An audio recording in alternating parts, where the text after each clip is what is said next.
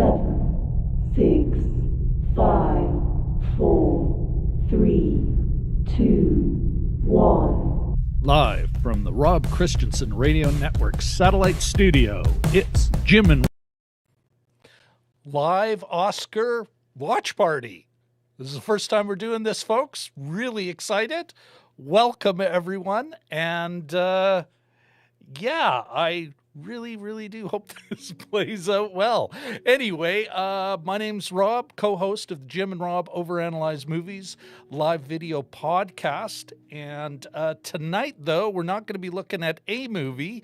We're going to be watching with you folks from all our respective homes the 93rd OSCARS Awards show, the Academy Awards.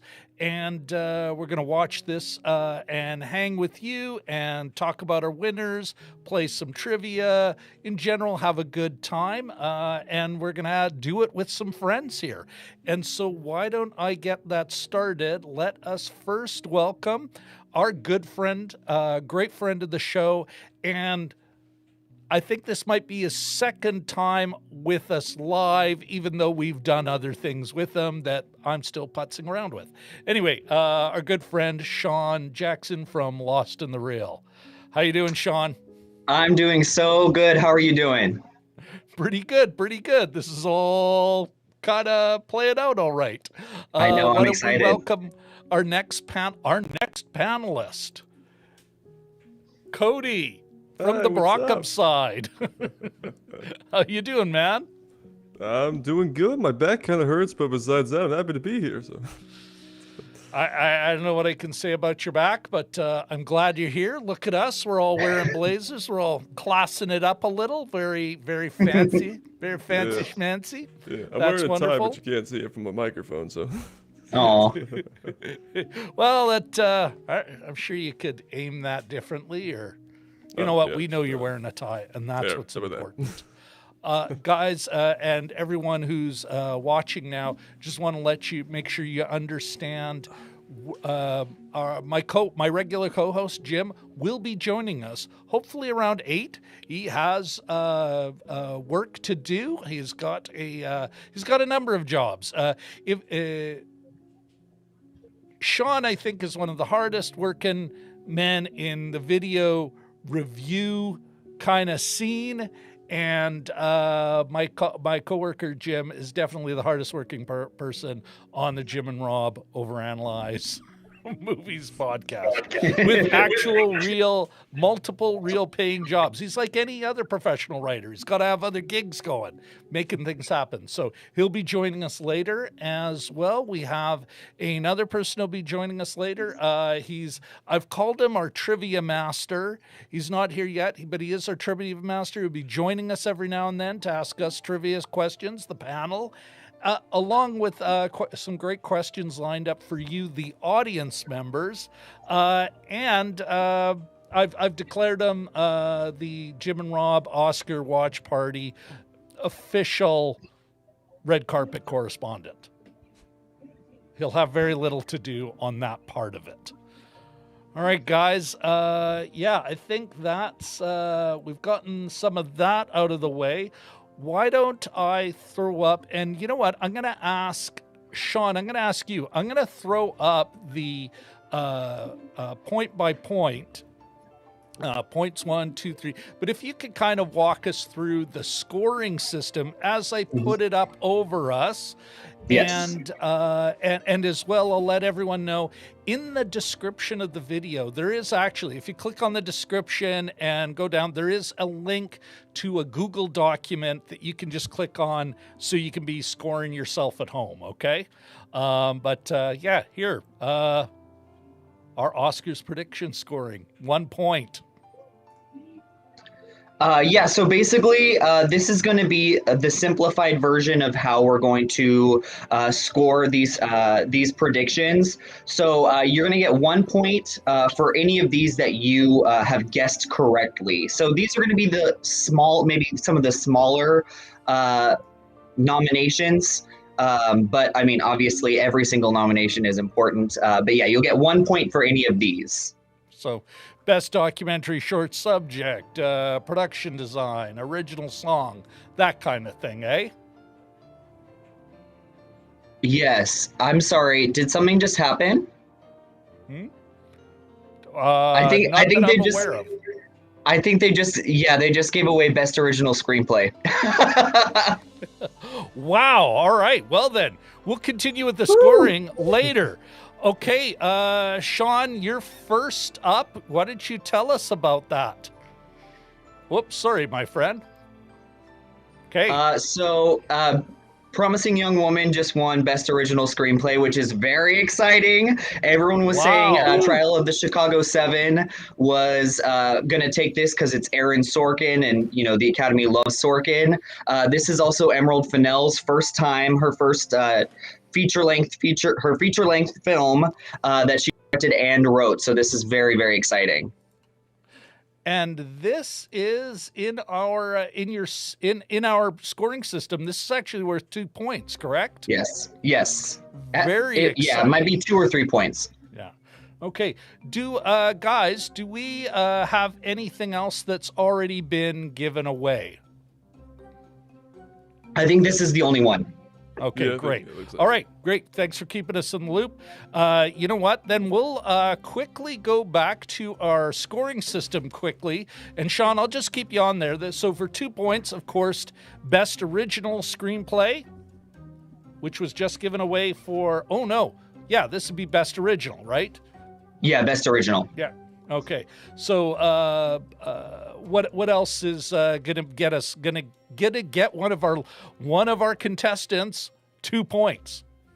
Best Animated Feature Film, Best Documentary Feature, Best International Feature Film, and then Promising Young Woman. If you bet on that, you're going to get 2 points, and then Best Adapted Screenplay. Super cool. Okay, we're going to keep going here. Feel free, though, Cody, if you see something coming up to interrupt, shout out. But 3 points, and it looks like you've got Best Actress or Actor in a Supporting Role. Mm-hmm. Yeah, get that right, and you get 3 points, folks. Woo. What'll get you 4 points? Shawn, tell us, testify. So this is going to be, this is pretty much the couple of the biggest award. We have Best Actress in a Leading Role, Best Actor in a Leading Role, and Best Director. Super cool, man. All right, and then of course 5 points. Gotta save it for the big one, right? Best Picture. Awesome. And again, everybody, as I said before, down in the description, there's a link to these. I see Dragon Movie Guy, Brian has signed on, but he's not in the camera yet, so I will not be bringing him on just yet. I do think, though, this might be a good time to see who's active in the chat and say hi to everyone. Mm-hmm. Really quickly, Rob, they're about to give away Best Adapted Screenplay. Okay. All right. Then I'm gonna be quick, and as soon as that happens, just start talking. All right. We've got let's say Eric, Mr. Thorpe. How you doing, Eric Thorpe? Woo. Great to see you here. We've got the Upside Dan. Good to see Eric, you, man. Dan. Woo, Dan. Eddie Roberts. Great to see you, Eddie. Woo, Right Eddie as on. well. Woo. Ahmed, our man in Kuwait. Good to see you. All right. Okay, we got Mary, and I hope I pronounced this correctly, Harshbarger. Yes. Mary Harshbarger. Thank you, Shawn. Mary, great to see you here. I hope you have a great time. Vlad 65. No, none of us have mentioned your new tux yet. All right. Richard L., Richard and Katie in the house. So we got, for the first time in a while, we have all 3 members of the Balmoral Street Research Irregulars. Okay, we've got, Eric. Oh, and Shawn was already representing. Oh, this is happening now? Yep, sorry to cut you off, but let's see. The winner for Best Adapted Screenplay goes to The Father. Whoa! Well, I got one wrong already. I got that one wrong too. Holy crap! We've got a bit of an ups. Well, Well, who knows? I gotta consult the spreadsheet. But whoa, hey.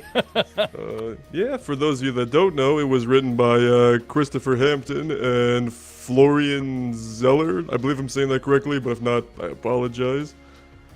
But yeah, 2 awards down already. Yeah. Well, and that means somebody out there has picked up a couple of points, I suspect. I'll have to check the spreadsheet to see, but I bet you that'll be one of those. It's like 2 points when no one else is catching up. So, yeah, that's insanity. Very, very cool. All right, I'm going to take advantage right now. We've got another, looks like everyone's having their adventure in the chat, and that's awesome. Make sure you @ me if you want to talk to any of the panelists. Just if you @ Rob Christensen, then it'll highlight, I'll see it, and I'll make sure that question, or as best as I can, that question gets addressed by the panelist. I also want to, I think it is now time, let's bring on our... our trivia master and official red carpet correspondent, Brian, Dragon Movie Guy. How you doing, man? Hey, what's going on, Rob? What's going on, everybody? Happy Oscars! Hey. Happy Oscars to you too, brother. We're here. Woo, another Vegas local, right? Absolutely. All right. Centennial Nevada Hills representing. You know what? I'll ask you right away, man.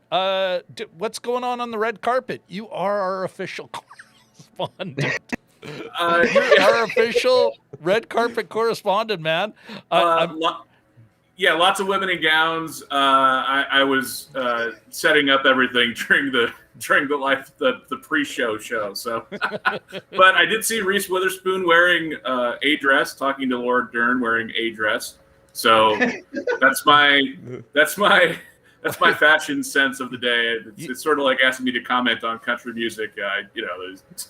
This is what we playing a got. guitar. Full stop. Yeah. All right. Reese Witherspoon, fully clothed. Okay, is it? Do we think? You know what? What's going on the show, Shawn and Cody? Is something about to come out, or is it maybe time to bring out a question before we send DMG back out to the red carpet? Yeah. I'm just refreshing the Academy's Twitter feed, and nothing's happened yet, so I think we're good. What about you, Shawn? You seeing anything? Yeah, I know. I just want to talk about this father win really quickly, but we can do questions too. I'm just really excited. Well, yeah. You know what? Why don't you give us a hot take, man. I mean, really. No one saw the father winning here. It has been Nomadland for Best Adapted Screenplay all the way through this whole entire race. So to see no one even thought the father was going to be nominated for Best Picture. It snuck in, and now it just won Best Adapted Screenplay. So I mean, the father's chances of picking up some other awards during this ceremony is pretty high. I'm going to ask you all that. So do you think this is maybe a harbinger of things to come, a little foreshadowing that maybe that Nomadland, well, already they're not hitting their sweep anymore, right? Not of those big things. So, but do we think this means more for others, or what? Give me a yay or nay that this is foreshadowing, Brian. I do think that this might be a foreshadowing. I do still think Nomadland is an overall favorite across the board, probably for Best Picture as well. But yeah, you never know. Sometimes the voters, when they go to the Academy overall, as opposed to just when they're nominated, and it's sort of people in that category doing the nominating, sometimes, depending on the feeling of the day, the feeling of the moment, feeling of the times, they vote one way, and you could expect them to vote another. So who knows? Is this an expert one? Like, I know in production design, it's only the production design members who get to vote on that. Is it the same in screenplays? It's only the writers who get to vote on it? Or is it the whole Academy? I know Best Actor, and that actually affected my choice. Was the whole Academy gets to vote on it. Only the actor members, like the acting category, get to nominate. If I'm correct, I'm pretty sure it's just the writers Gotcha. that Okay. nominate for adapted So, and well, original. Well, then that may explain the chef day. All right, So- Cody, what? Oh, yeah, go ahead. Oh, something coming up? No, I was just gonna say. So the WGA is where they award screenplays, but they have a lot of different screenplays. So certain screenplays were not able to be nominated for the WGAs, but they are nominated here, like Nomadland. I'm just shocked that the father took it. That's crazy. Oh, well, maybe though those writers, for the same reason, they're like, it wouldn't have made it for the WGA awards. Those same folks are like, yeah, I'm not voting for this. It Right. does not make the cut. Who knows though? That's mind reading, I suppose. All right, Cody, what about you? Any hot takes on this? I wouldn't say hot takes, no. I mean, yeah, like everyone else, I'm definitely kind of surprised that Nomadland didn't win. And honestly, I kind of forgot that was an adapted screenplay, if I'm being totally honest with you. But, you know, I can't really speak for the movie itself because unfortunately did not end up getting to see it. But, I mean, you know, now that it's won at least one gold statue, I might be inclined to check it out now. Maybe. We'll see. All right. It's amazing. Okay. All right, folks. I'm gonna let's give it to DMG. Let's get a first question for the audience. Okay, and what audience. happens, folks, is I'm only gonna give you a minute. So try not to cheat. But yeah, give us the first question number 1 for the audience. Audience number 1, first question as I scroll up. Okay, question number 1. Tonight is the 93rd Academy Awards ceremony. What year was the first Academy Awards given? A, Oh, no, math. 1926, B, 1927, C, 1929, or D, 1930? And again, the question is, tonight is the 93rd Academy Awards ceremony. What year was the first Academy Awards? No cheating, everyone. Which do you think it is? 1926, 1927, 1929, or 1930? I can't believe Restream forced me to enter a comment under Restream. Okay. All right. Well, it is what it is. Okay. So we've got, folks, we're going to give you another 30 seconds from me talking. Whoever got the answer right first, after I put in the start guessing now, will win. Win. Let's say win is let's not lay it on too thick with the win, because you'll get our undying respect. That's what you'll get. All right. I think we're gonna stop guessing. ...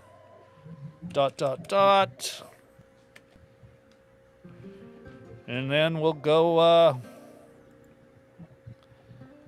now. All right.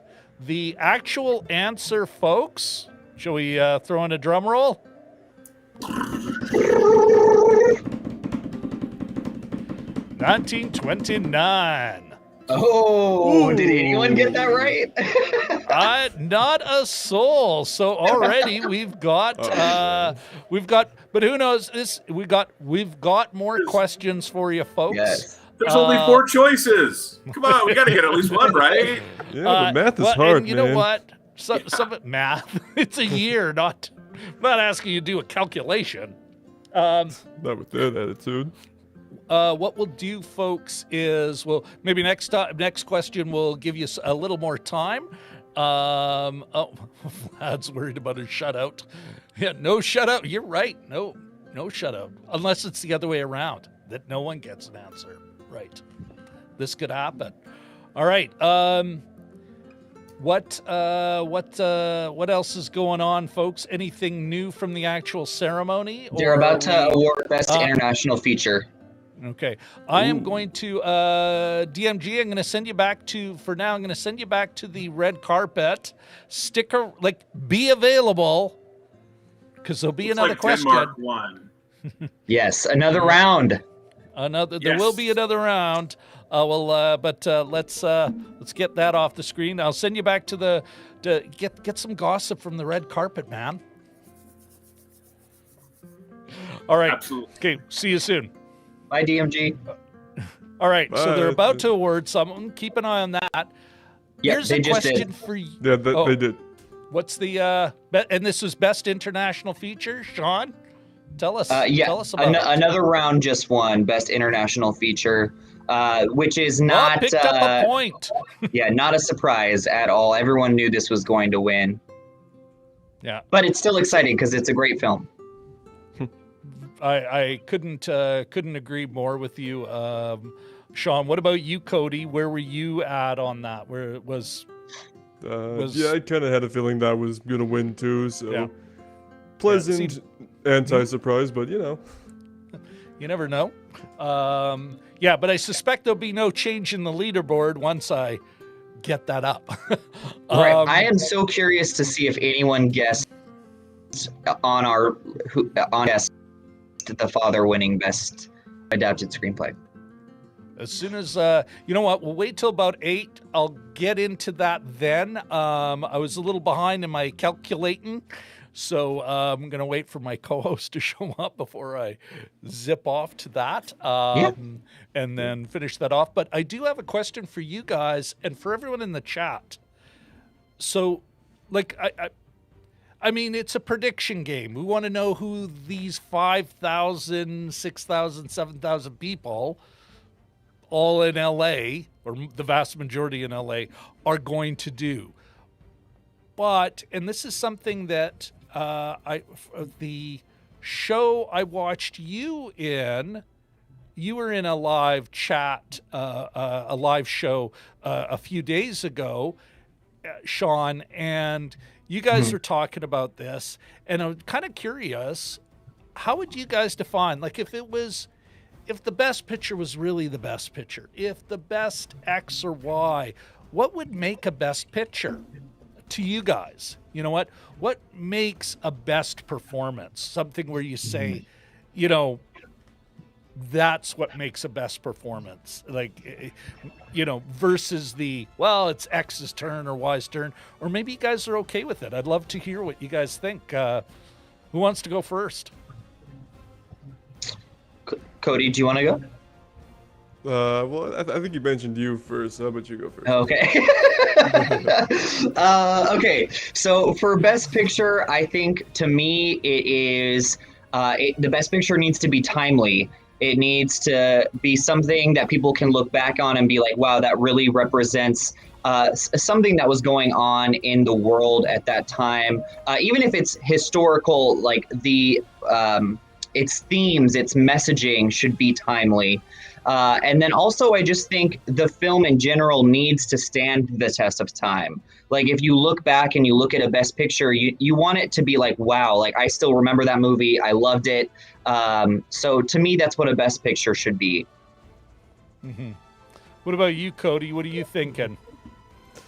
Yeah, I'd say timeliness is definitely a big factor when it comes to a best picture, because, you know, you see a lot of movies that are about, like, you know, showing, like, the different perspective of, like, different cultures and things like that, which I think is very important. And it's also where I think some different historical dramas will win best picture sometimes, because it's it's reminding people, like, certain things that happened before that maybe shaped us to who we are today. So getting to see it on the screen's a big thing. And, you know, sometimes these movies will touch on different social issues, like the movie Spotlight from a few years ago.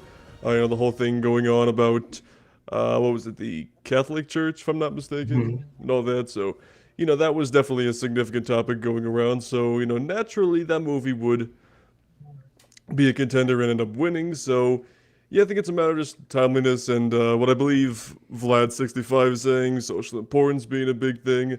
So I think it's just whatever movie potentially could arguably make the best impact on, you know, the culture and film for that year, basically. Now, is that Absolutely. like what you think makes, or are you describing something where you think that's the way the Academy works?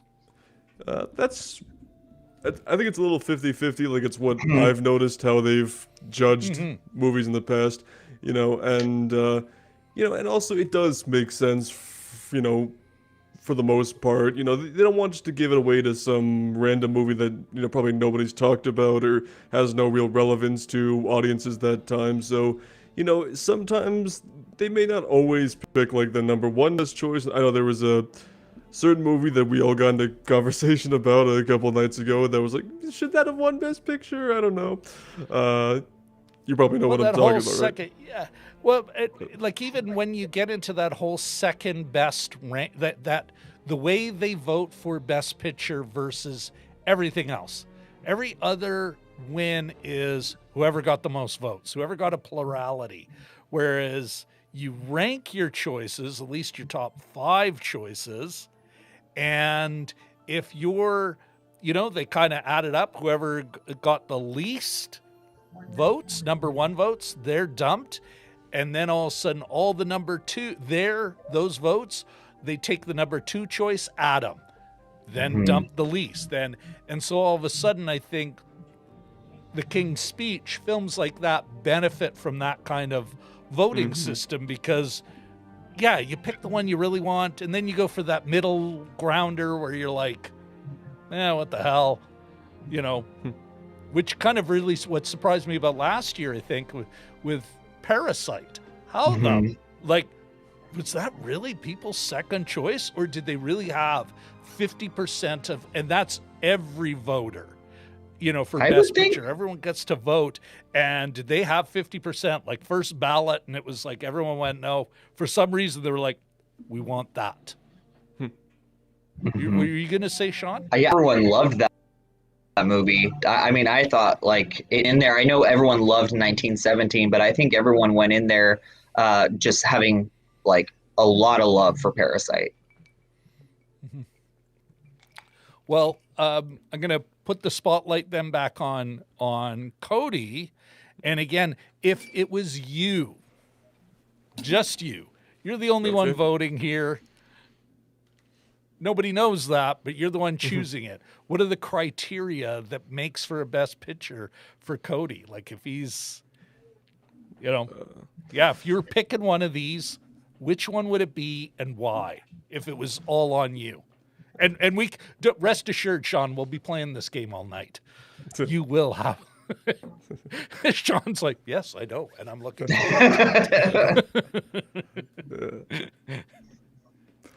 Come on, Cody. Okay, it's all about you now. Okay, well, first of all, if you're asking me to pick Best Picture, the Academy making me a horrible mistake if they did that. But I guess if I were to think about, like, what my criteria be for, like, Best Picture of the year, it's definitely not probably the exact same criteria the Academy would.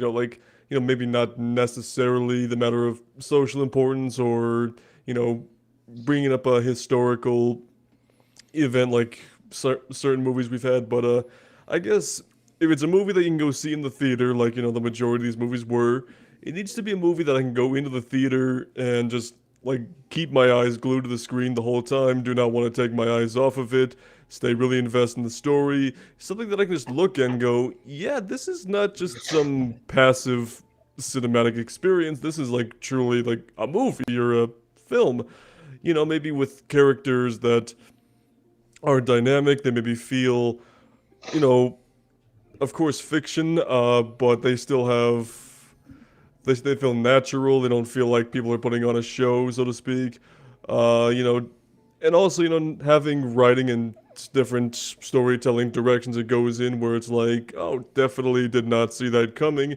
And ultimately, when it comes down to it, movies are meant to make you feel something, whether it be happy, sad, or just really wants to make you think. So if I can come out of a movie and think and really start to think about it and not stop thinking about it, several hours later or a day later, then it's like, okay, that's definitely top contender right there. All right. Looks like our red carpet guy's got a little news for us. Mind if I bring him on and he can let us in on this little info, this little oh, yes. info Tell dump? us more, Dragon Movie Guy. Tell us more. So what's going on, man? Daniel, two things of note. Daniel Kaluuya is giving his acceptance speech for winning Best Supporting Actor for Judas and the Black Messiah. He just is thanking, absolutely. Great performance. He was thanking Chairman Fred Hampton for the inspiration for the role. Pretty standard acceptance speech, but definitely heartfelt.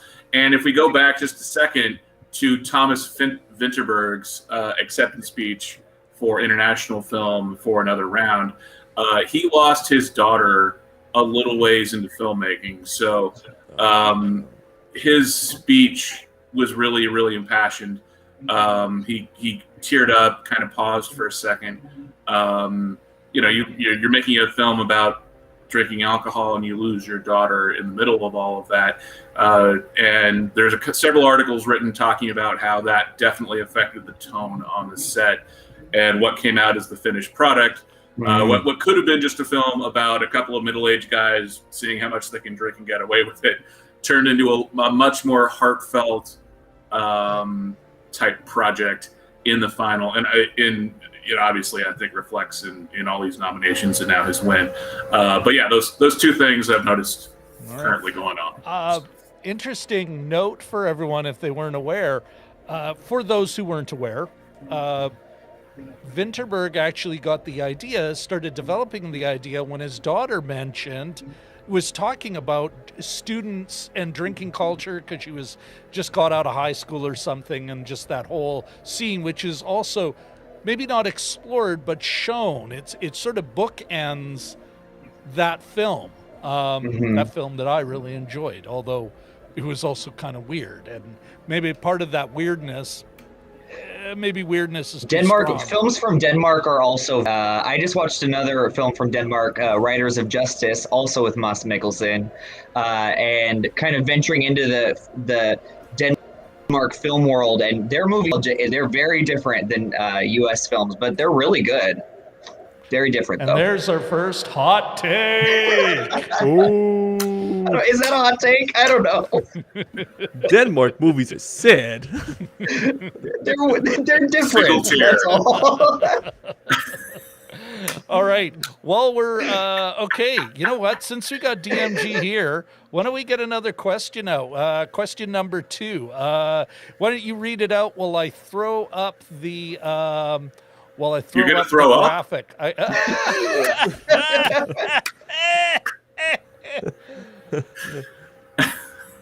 We have another hot take. Rob's gonna throw up. 2 in That's a hot row. take. He's gonna throw I know up. the trivia's good, but it's not that good. All right. Something about the best actress. Audience question number 2. Audience question number 2. Best Actress nominee Viola Davis previously won an Oscar for Best Supporting Actress for which film? A. Doubt. B. The Help. C. Syriana. And D. Fences. Best Actress nominee Viola Davis previously won an Oscar for Best Supporting Actress for which film? A. Doubt. B. The Help. C. Syriana. Or D. Fences. Okay, everybody, I've put in the chat where you can start guessing. Really bad form for Lost in the Reel to jump in there, being a panelist and all. But, it's apparently that's the way we're rolling tonight, everyone. Okay. You okay, Shawn? We have our panelist questions later on. Shawn, yeah, exactly. We'll get into those. I'll put it down. Hey, you missed the start anyway, so your answer. I know. I'm not allowed. You're not. All right. Okay. You know what? We're gonna give it another. Let's say another. I'm gonna give it another 6, 5, 4, 3, 2. Stop guessing. All right. Okie doke. So the answer, according to my sophisticated overlay system, D. Fences. Who was the first to guess D. Fences? Where the heck is... All right. Notwithstanding a certain cheater, might be a panelist. The oh, I go. actually, it was interesting. We got it's interesting. The Help came up, I think, multiple times, but no, the Upside Down with Defenses. Let's, Woo, you know what, Dan. everybody? Woo! It's a very Let's strong. give them a wave. Yeah, exactly. It's a very strong defensive game. Defenses. Oh. Ooh, I like Can it. you tell that DMG also might have an alternative, an alternate channel that deals a lot with sports and football? If you're Facebook friends with them, you'll be really aware of the regular color commentary. All right, everyone. What's going on as far as? I guess all the red carpet nonsense is done, and you can. Is there any gossip you got from there, DMG, Brian? No, it's no. There's not really any headlines coming across. A few best dressed stuff, but nothing really popping out on the red carpet as we're seeing it. How are they doing it? Like, what is the whole? Like, is it like the Emmys? It's all just virtual, or is there actually a in-person component? It's a couple of different locations, including, of all things, the train station in Los Angeles. But it's a little bit more spread out, although it doesn't look that really spread out. But it is. They were claiming at the top of the show that it was according all guidelines for all the COVID stuff. But yeah, no masks. So depending on how you think they should be, whether they should be setting an example by everyone wearing masks or not, and just having a nice fun night and not having a visual reminder of it, you kind of take your take from there. But they did say that while the cameras are rolling, they are not wearing masks. But then when the cameras go off, like when they're on commercial, they put their masks back on, which sort of seems a bit futile. And what's the point? Yeah, it's sort of what's the point. But they're getting away with it because they're treating it as a production, a Hollywood production, as if it was a movie. That's why. We're all just at work. Although we're important. Don't you know who I am? Okay. Drop my little sliver of Hollywood. First film set I ever worked on was where I learned enough about me. What do you think about me? Which I always thought was just a stellar. I remembered that forever. And it was on a Canadian, low budget, independent, who the F cares about this film thing. But it was my first screen credit and it's what got me in. So yeah. Was it anyone that we've ever heard of before? And I still bring it up now. Oh, good Lord, no. It's a great question. Honest to God, this was my thing. I kind of created my own job. It's like a lot of independent films. There are a lot of volunteers, right? And so especially these micro budget ones.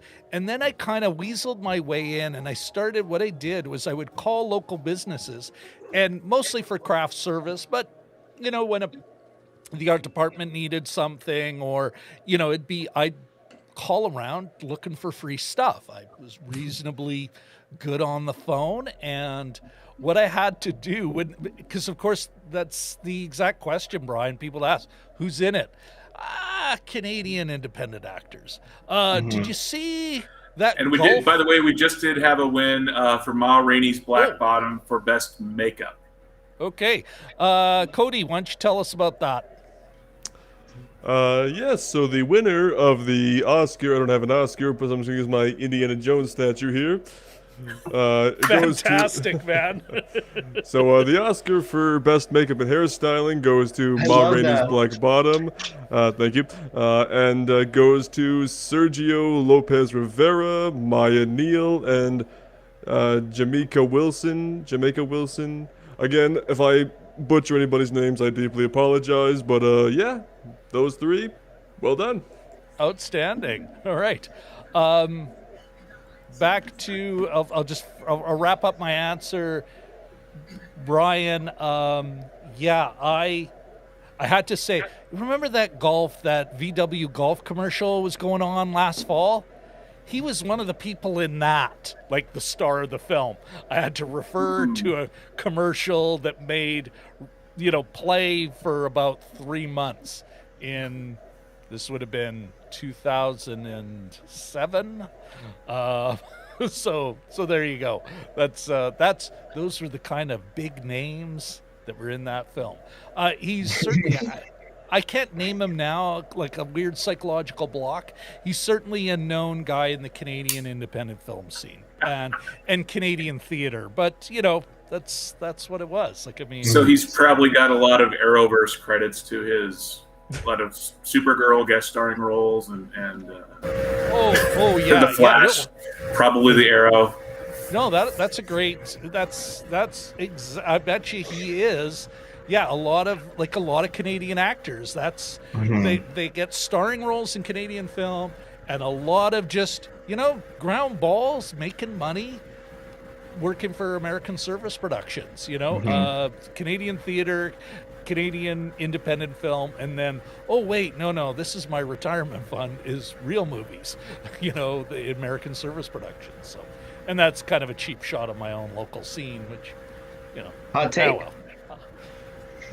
You know what? It might be a hot take. Hot take. All Canadians work for the Arrowverse. Woo! And Stargate. They also work for Stargate. When that's on the air. Like, I mean, yeah, and some turned into producers because of what they did on these long-running American or American-based television shows. Like, I mean, not only built a career, but built a career that they leveraged into being showrunners and show creators themselves. So it's kind of an interesting thing. What else is going on, guys? What's happening? What's the latest? Costumes coming up right now. They're giving the nominees out right now. Okay. All right. So we'll do costumes, and then maybe it is time for Brian to ask us a question. In the meantime, yes, Eric, Mank is a Best Picture nominee. The Upside Down is asking if anyone had seen Pinocchio. I meant to, but it looked scary, so I didn't go. I can't give that a hot take. That's just the best quote of the night so far. It looked scary, so I didn't go.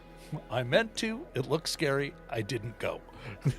I thought that'd be scary bits, so I said no. Oh, and apparently somebody's eyeing up that indie Funko Pop. Eric Thorpe's coming for you.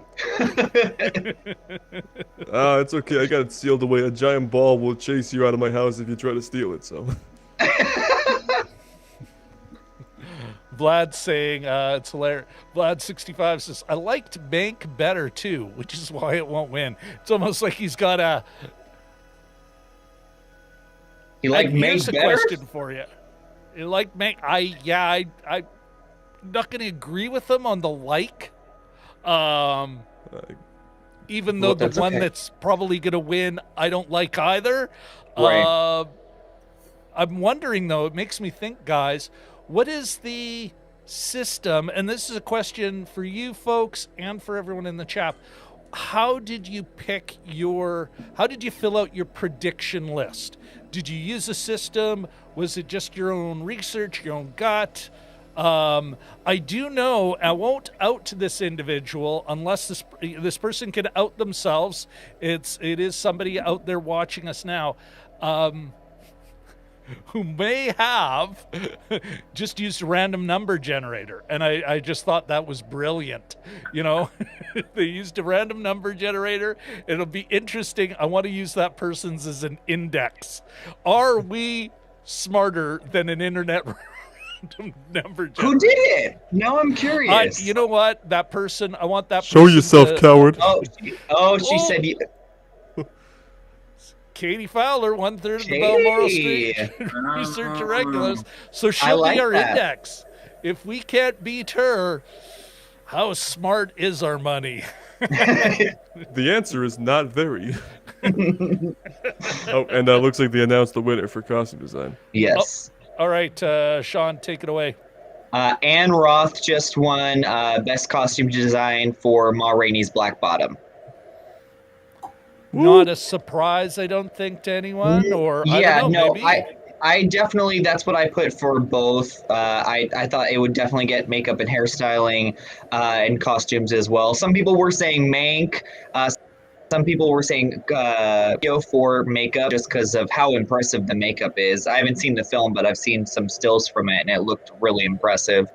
But I think it's well deserved for Ma Rainey. What about you, Cody?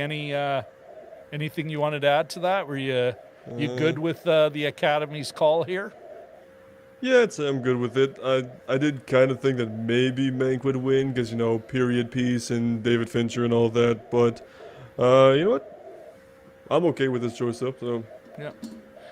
Do you guys think, before I move to DMG, do you guys think some of it, like in some of these ones, these super technical ones where it is technical, like you got a better chance of professionals just respecting other professionals and kind of going, no, I know what the work is to do that. What do you guys think? I think that's definitely. Brian, you got anything you wanted to add to this win, or? I love the makeup. I always and hair have and the hot costumes. take Henry ready, so you feel free if you need to say something outlandish. We're not Is that talking a about threat? Zack Snyder's Justice League, so you don't need to do that. Well, unlike Zack Snyder, Whoa! this was actually real hair and makeup. No CGI as far as I could tell. I thought the makeup and the hair and the cinematography on Ma Rainey's Black Bottom was really well done. I did think it was a little bit really heavy on the overall feel for just taking a stage production and putting it on film. But I do think that was part of what they were trying to do. But yeah, hair and makeup I thought was really good for Ma Rainey's Black Bottom. Although I do think that the fat suit that she was in, that Viola Davis was in, you could tell it was a fat suit. She didn't go full Robert De Niro and gain 50 pounds like he did for Raging Bull, which obviously nowadays I don't think that's a smart thing to do for health risks. But other than the fat suit, I thought she did. I thought the hair and makeup was really good on that. Well deserved. Who won? They won costume as well, didn't they? Yes. Yep, 2 in a row. Yep. Wow. Upside Dan, just talking about what he's got so far. He might have gotten the father one. We will, like I said, soon I'll get into the thing. I'll give us an update, a tabulation, a proper leaderboard. But I'll need a couple minutes on that. Dan, why don't maybe it's time, Brian. Maybe it's time to ask us panelists a question. I will not. You'll actually have to read them out to us. I didn't get time to make fancy overlays for those. Okay, let me just scroll That was just not my way gonna down. happen. Dan, stop being an overachiever, man. I know, Dan. Teacher's pet. Stop it, Dan. Teacher's All bad. right, so we're doing the panelist questions, correct? That's correct. And we're just going in numerical order. Okay. Yeah, Question. you can do any order because I don't have a fancy overlay for it. Okay. So Okay, gotcha. you will need to remember though, what's what. Yes, I have it all down in front of me. Yeah. Okay. So, question number 1. I didn't put these in any particular order. I like just the way he says, "I have it all down in front of me." Really? I do. I do. All right. Question number 1. Are you guys ready? All right. Yes. Question number 1. Tonight is the 93rd Academy Awards ceremony. Oscars are given out by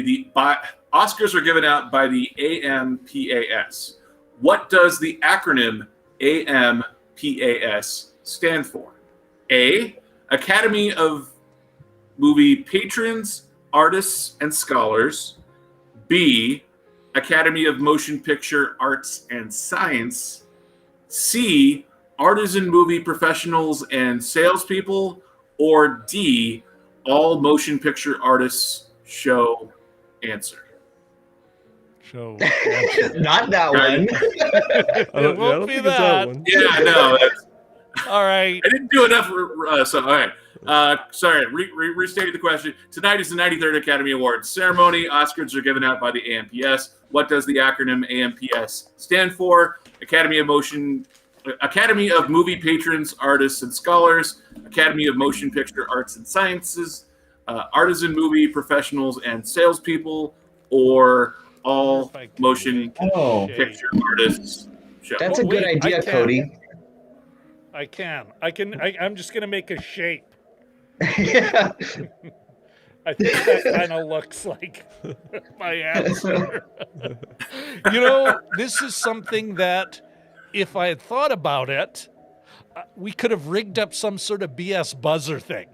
Yes, that would have been cool. That would have been, because, this is because we're, unlike the chat, we don't have that control. Right. Oh, well, it is what it is. Full Jeopardy.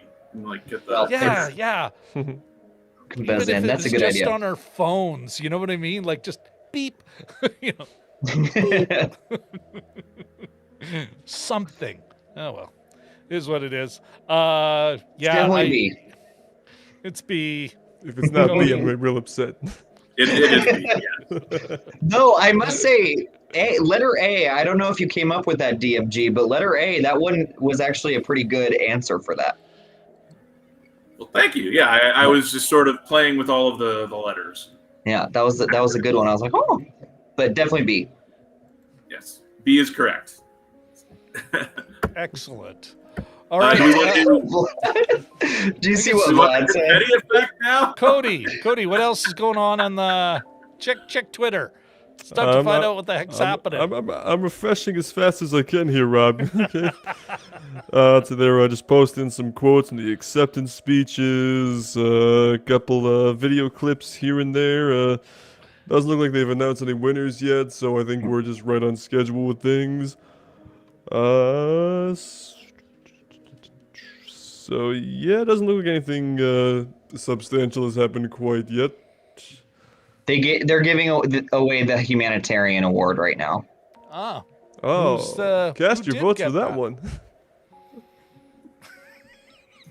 It's going to the first line workers, frontline workers. Yeah. So frontline workers, is that like what's all frontline workers? So is that like all essential workers? Is that a different thing? Essential workers, yeah, I guess, yeah. All the people they wouldn't normally let into the Oscars ceremony. That's a good. Where's the hot take? Now that's a hot take that I completely agree with. Yes, I agree with that too. That's such a good point. It'll be that representative group, somebody's cousin who's a nurse, and there won't be any actual real fast food workers, but somebody's nephew or niece or something, it'll be, and then they'll just hustle them off. Yeah. I mean, I worked at a gas station for better part of last year. Does that mean I won an Oscar tonight, or? You know what? You didn't win an Oscar, my friend, but you won a hot take.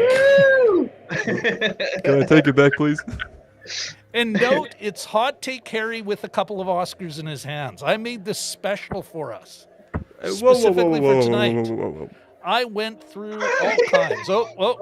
Wait a minute. Apparently Wait just a minute, sir. Is it Hot Take Harry or Hot Take Henry? That's Can we decide, please? Yes, we need to decide. Cody's perturbed. We need to decide. You're absolutely right. I keep flipping back and forth. All right, we'll start with the panelists. I'm doing a poll. It's not necessarily what I will do in the end, but I am. I want to give everyone meaningful consultation. Let's start with you, Cody. Should it be Hot Take Henry or Hot Take Harry? I vote Hot Take Henry. I think it rolls off the tongue better. That's my vote. Okay. No, that's cool. What about Shawn? I'm going to you. What do you think? I had originally said Hot Take Harry, but the more I think about it and how Cody said it kind of went with hardcore Henry. For some reason, Hot Take Henry just rolls off the tongue a little bit more. Feels So I a vote little for better, that. right? Mhm. Here's a quick question. Eric Thorpe is saying they're already doing Best Director. Is that true? They're doing director right now. Wow, cannot they've just believe- changed all the order up. All right, well, hey, you're the one in the hot seat. Have another drink of this. Sip of that. Yeah. Sip of that non-alcoholic Energy. beer, I'd imagine. Or Energy drink. Something. Okay, Anyway, so what's happening? Who are we our don't know nominees just yet. for Best Director? So they just went over Lia Zicheng, now Chloe Zhao for Nomadland. Fincher. I think for Mank, I must be a little, my live must be a little bit behind because we're still talking about Chloe Zhao on mine. Oh, there she is. Yeah, Chloe Zhao won. Oh, Chloe Zhao won? What? no, it hasn't happened yet for me. Oh no, Sean's stuck in the past. No. No. I'm sorry, is this Tenet all of a sudden? What the hell's going on here? I think we need to put the Running screen backwards. fully on Shawn and to grab the full no. Okay, wow. So I mean, Chloe Zhao. so Chloe definitely- Zhao. Yeah. Go ahead, I think continue. everyone knew that she was going to win this. She's won every single directing award, every precursor. So definitely, I think well-deserved, and definitely not a surprise. Here's a question though: Is this the first? This is the first award for Nomadland tonight, isn't Yes, it? it is. Mind you, we're getting to the big ones, the ones that, and this is not to take away from those smaller or let's say less Nomadland celebrated. needed. Yeah, less noted, less celebrated awards. Those people are, and again, as we said before, I think we all agreed that because it's experts selecting within their, and because of a less outside pressure, yeah, they're probably like a little more, let's say, accurate, maybe is the case. Although, yeah, I'm not, notwithstanding my problems with Nomadland, it's not like I don't feel hurt that she won this award. I don't know. What Right. about you? What about you, Cody? What are you thinking? I mean, I love Nomadland. When I saw it in the theater, I got to see it in IMAX, which for an indie film utilized the format very well. I don't know if it was shot natively in IMAX or whatever, but looked really good. Really nice character-driven piece. I could have done without the scene with Frances McDormand, full frontal nudity in the little lake there, but aside from that... Or her pooping. That was a little much for me. Okay, everybody poops, Sean. Okay, get over yourself. I don't want to see her pooping in real life, though, Cody. But Reese Witherspoon did that for Wild and won the Oscar, so she had to do it in order to try and get the Oscar. You So want now an we Oscar, just you gotta poop poop to on get screen, an I Oscar? guess. Reese Witherspoon did, yeah. She won number one or number two. I forget which one, but she did it on camera for Wild. What people do to win awards now. They poop. They poop. Wait a second. What the hell did David Fincher just win? What was he up for? Other He's than up for best director, but Chloe Zhao just won. So I don't know if Eric is Eric Thorpe on drugs. What's going on? Is Eric with us? Unless he's getting Just a feed even earlier than we little are. shit posting. Is You know what? Maybe it a lot? Maybe somebody else is. Maybe Derek. Maybe Eric is looking for a hot take. And so let's.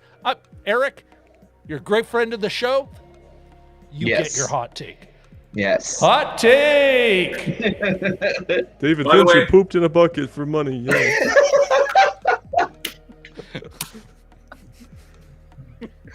Oh my God. And, yeah, Eric, you didn't even have to poop. You didn't even have to take a crap in a bucket. You know Wait, what? who's Can't wait paying to him to poop in a bucket, though? That's the question. Like, I know it's the internet and you can find anything there, but like, who would pay him to poop in a bucket? That's the question. All right. So, okay, Can't can wait to we pick be a poop. 100% sure that Chloe Zhao, Chloe Zhao. won? Okay, good. Yes. Yep. All right. We did get here's an interesting, going back to Hot Take Henry. Mhm. Oh, so it is Henry. First of now. all, Richard L. trying to throw shake in a things up. curveball. Hot Take Herbie.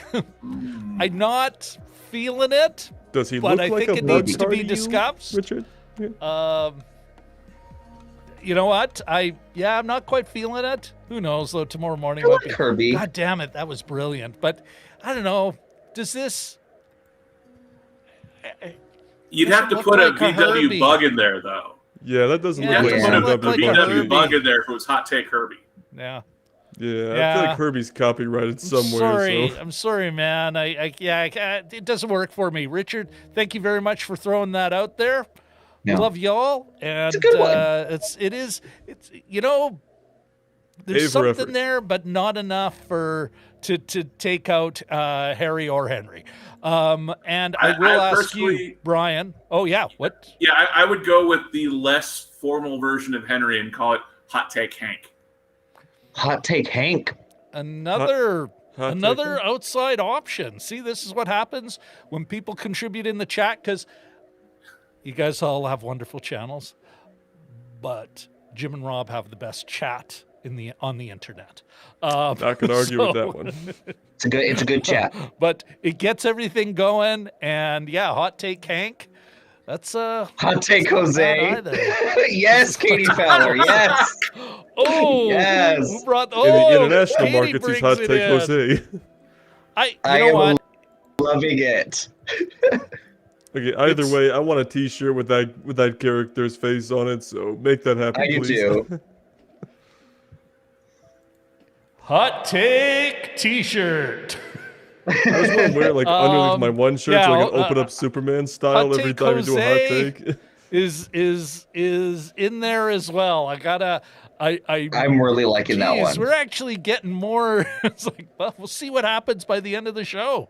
I may have a whole list that I'll have to do some BS poll on. All right, guys. Let's.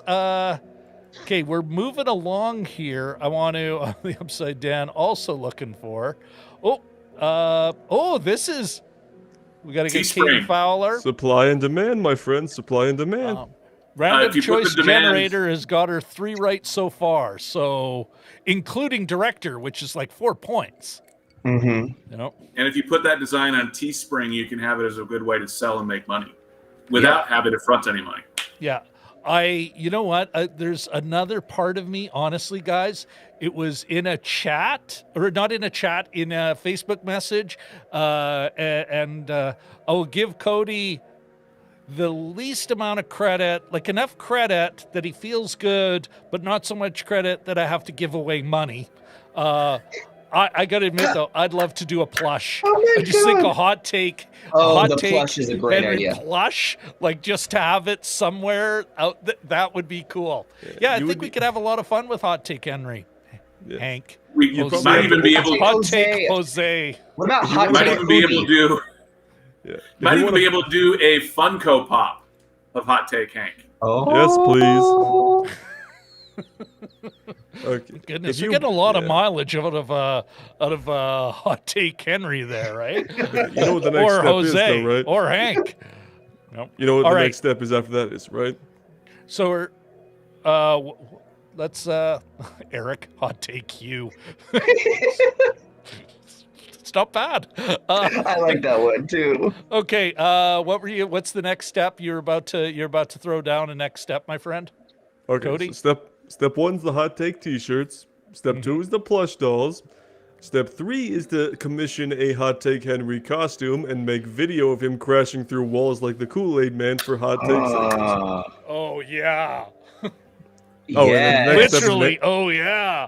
and then next episode's the animated series And then stuff, Shawn yeah. kind of cutting in like really bad green screen or bad cutting, going, "Can you dig it?"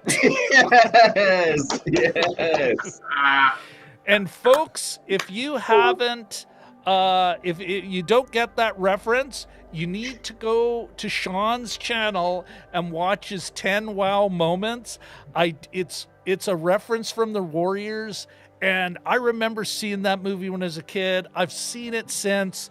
It wears a little thin in some areas, and I still, but it's the first time I was really reminded of that moment where I go, that really was a great moment and a great, like, such a well delivered line, eh, guys? Like, Yes. Yeah. you know. Anyway, so go check it, and I think this is time, guys, to so Shawn, Lost in the Reel, Cody, the Brock Side, Brian, Dragon Movie Guy, all their channels are linked in the description, okay? So you know what? Go check them out. If you haven't already, subscribe. Of course, that is a time. I think I'm going to take advantage of this time to shamelessly beg all of you for a like. If you haven't already, let's get those thumbs up. If you haven't already, although I've been blessed of late, but if you haven't already, please subscribe. And then, of course, I don't have Jim with his bell, but, well, Jim will show up sooner or later. We'll He get says that bell he's in. signing on right now. Oh, fantastic. I wonder, we should be using, you know what? I'm going to get caught up in something I should. Just one. All right. What, By the way. you know what? I think it might be time, though, for a question, another question for our audience. We talk about this one. Oh, say that again? Sound of Metal, just one. Oh, okay. Well, tell us more about Sound of Metal and its win. So Sound of Metal just won for sound design. This is the first year they're not giving out 2 sound awards. They've just kind of put it all together, and it's just sound design. Sound. Yes, because there was so much confusion over what sound mixing was and whatnot. So, but Sound of Metal won, and that was so obvious. I think this is going into the award ceremony. Everyone knew that this was going to win. Yeah. The odds were well in its favor. Definitely. I mean, it has sound in the name of the movie. So Does it have sound? It's almost Good, like- winner. How do you not get this one? right. Okay. All right. Where the heck were we? Oh, right. Yes. Time for an audience. Let's get another audience question. All right. Audience trivia question. Do you have the? There we Number go. 3, right? Yes. Audience question number 3. Number 3. Nominee Amanda Seyfried won the 2010 MTV Movie Award for Best Scared as Bleep performance for Jennifer's Body. Who did she beat out for the award? A. Jesse Eisenberg, B. Paris Hilton, C. Minka Kelly, or D. Dakota Fanning. Nominee Amanda Seyfried won the 2010 MTV Movie Award for Best Scared as Shart performance for Jennifer's Body. Who did she beat out for the award? Jesse Eisenberg, Paris Hilton, Minka Kelly, or Dakota Fanning? I think I know what it is, but I'm probably I don't wrong. know. All right. Well, you know what? Let's just give everyone. We're already starting to get some guesses, but let's give them all a little time. See if everyone can chime in. We've Eric was bang on the thing. Oh, look at this! While we're waiting for a few more guesses, Katie's up to 4 accurate answers. Wow. Our random number generator index, and I mean, you know what? Hats off to Katie for the moxie to do that. That is just so awesome. We've got a few more guesses. I think it's okay. Stop guessing. Stop it. Stop! Stop it. Now. All right. So the answer is The one dude that I put on the list. Jesse Eisenberg. I knew it. Jesse Eisenberg. Hey. Really? What was he? What was he? Zombieland, right? Zombieland. Oh. There we go.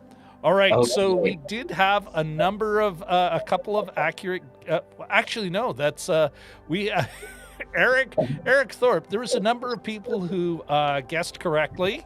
One a little early, and then another one right on time, Nice. and then a third time.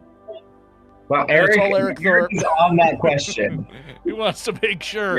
It's just, this one is mine. Yes. He's owning the question. All right. And it that's was fun. interesting because that movie was actually the year after Social Network that Jesse Eisenberg was in that actually won a ton of Oscars as well. So he went from Oscar winner to zombie flick To like Lex it. Luthor. to Lex Luthor. Yeah, really, eh? Wow. That man has whoa. a really strange career, and I'm all for it. I still think of him as being the younger brother to his older sister, who was the Pepsi girl, or the Diet Pepsi girl from all the commercials when she was like 5, where she had like the really deep voice. Anyway. That was And him. then That was his sister. So she looks like him, but with long, wavy, dark hair.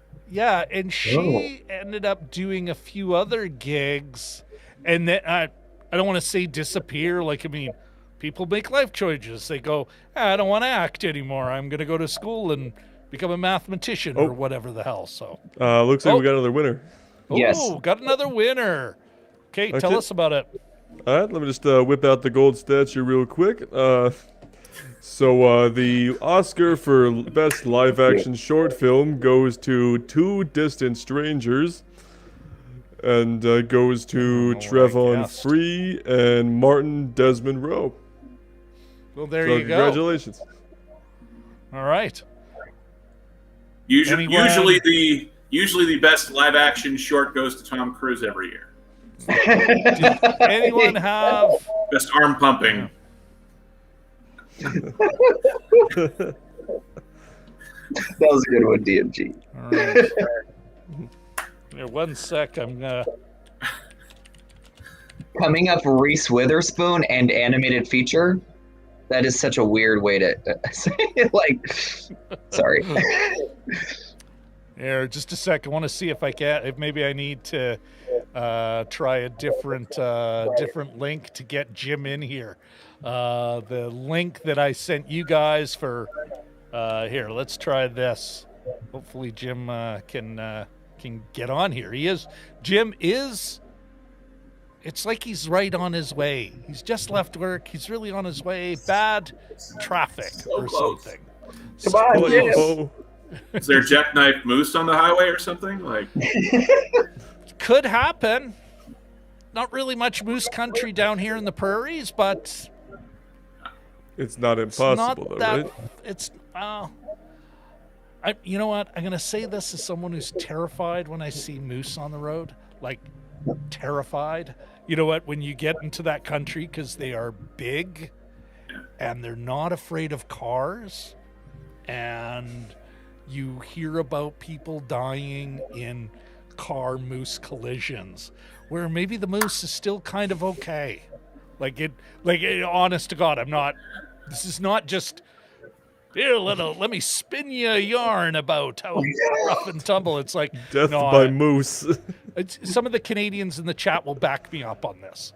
How many they'll Canucks sell are me killed out by- just to- how many Canadians are killed by Bullwinkle each year? That's what I want to know. You know what? Well, the whole Research Irregulars team is here. Perhaps one of them can look that up. We will get you an answer. Won't even be a Bullwinkle is hot a take. domestic terrorist confirmed. Oh, Upside Dan thinks he put up Two Distant Strangers. Okay, and he wants to know about the Upside Dan, and yes, I will be doing this shortly.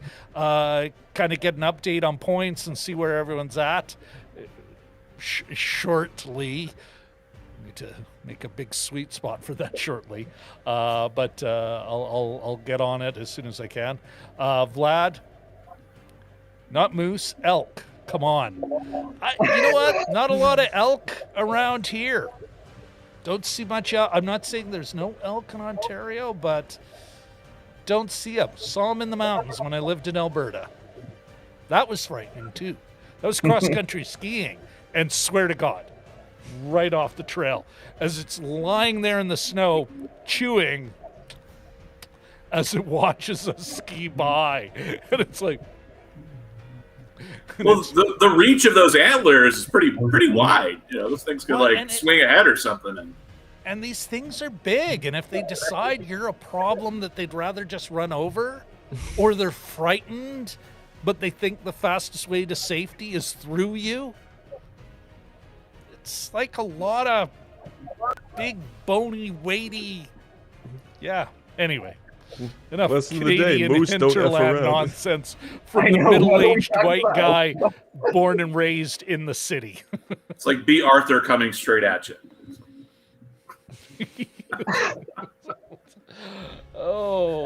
Here's your favorite movie, Wolfwalkers. That's a terrible hot take from DMG. Terrible hot take. But a hot take nonetheless. Okay, what were you saying there? What's going on? They just had a commercial of Wolfwalkers, and I was saying, "Oh, it's your favorite movie, Rob." Oh, you know what? For those folks who are, and I'll bring it up again next thing, got an interesting comment about the kind of a transgender or queer reading of Wolfwalkers. I wasn't sure I 100% bought the argument in the piece, but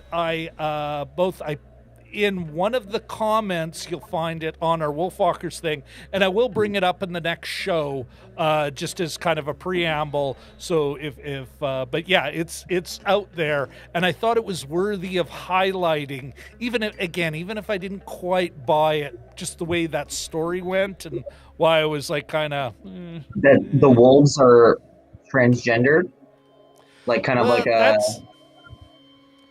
analogy. Yeah, like a metaphor for transgender. I'm not, like I said, I'm not quite buying it, but well-written piece, short piece, worthy of discussion, right? Not necessarily like you guys still haven't told me what your Oscars picking system is. This is the Oscars. This is not meant for serious conversation. Well, at least in my opinion, I want to get more hot takes. I want to know what your system is. Shawn, you're on the hot seat. What is your system? So through research, and then definitely Gold Derby is always a really good tool to kind of see what other people are thinking, Oscar pundits and whatnot. And then also I always go with my intuition as well, what I really feel like. Definitely I went for a couple on my predictions that I don't think are going to win, but I just think should. So I just have a really hard time voting against them. Gotcha. Here's the facts, guys. 236 Canadians have lost their lives between 2000 and 2014. So that's not quite. That's like, that's like 10, more than 10 a year. Like Dan got another one right. 15 Canadians a year have been taken out by a moose. Okay, hot take. Canada must go to war with the moose like the Australians did with the emus. Yeah. It's like, they're not quite that, I distinctly remember every time I've seen a moose. You know, they're not like, it's not like the hinterland is infested with Gotta Mises. take them out before they become Mooses. a bigger problem, right? All right. Yeah, it's Oh, we got a We got a looks like winner. we got another winner. All right, Cody, tell us. Okay, so I'll just put that back in the frame right there. So yeah, the winner for Best Animated Short Film goes to If Anything Happens, I Love You. And it goes to Will McCormick and Michael Govier. That guy. So, congratulations. Him. Think about it. Yep. All right. Well, we're moving forward and wondering where the heck Jim is. Yeah, what's going on with that? Maybe Jim's fighting a moose. We don't know. I don't know. I don't know. It's kind of hard to tell. Like, I mean, He's gonna come back all bloodied and bruised and be like, "You should have seen the other guy." Like, and I paid top dollar for the pro version. Should be able to have 10 chumps on the screen with us. Okay. Yeah, let's get another audience question. Another audience question. All right. Another audience question. This would be number 4, I believe. Number 4. Do you have the graphic for it? There you go. It's up. Question number 4. Best Supporting Actor nominee Sacha Baron Cohen is best known for comedy roles. Which role is not played by Cohen? A. Borat, B. Jean Girard, C. Napoleon Dynamite, or D. Bruno? Best Supporting Actor nominee Sacha Baron Cohen is best known for comedy roles. Which role is not played by Cohen? Borat, Jean Girard, Napoleon Dynamite, or Bruno? Oh man, this one is so hard. I don't know how you guys are gonna do it. Eric Thorpe just went in for a total steal right now. That was. Are you saying it's not John Girard? All right. Let's stop guessing already. Damn it! Why does it do that? Why restream? Why? All right. Okay. Yes. Let's get the official. Listen, I went through all this trouble to create these things. Here's the official answer overlay. C. Napoleon Dynamite. That's Say correct. what? Say what? Uncle Rico. All right. Vote for Pedro, everybody. Vote for Pedro. It's not an election year, though. What am I supposed to do with that? Yeah, thankfully, not for another couple. Here. Well, Jim has seen the thing. He saw it just now. So with any luck, Jim will click on this link and be able to sign on. Jim, we need Let's you. hope. We do. You know what? It's not quite the same, eh, guys? Like you're all wonderful co-hosts, and DMG, you've really stepped into the role. You know, moving out of your red carpet box, and I appreciate that. But sounds dirty. It'd be nice. It'd be nice if Jim of the Jim and Rob's Oscar watch party, and that's a terrible hot take. Another zinger from DMG. All right. Okay. So I got your system, Shawn. What about Cody? What's your? Oh my goodness, guys! Oh, we have a winner! Winner, chicken dinner. Winner. And are you talking about the audience? Because Jim is here. He made it. Woo! How's it going, guys? Going good, Jim. What's up, We Jim? missed you. You can hear me?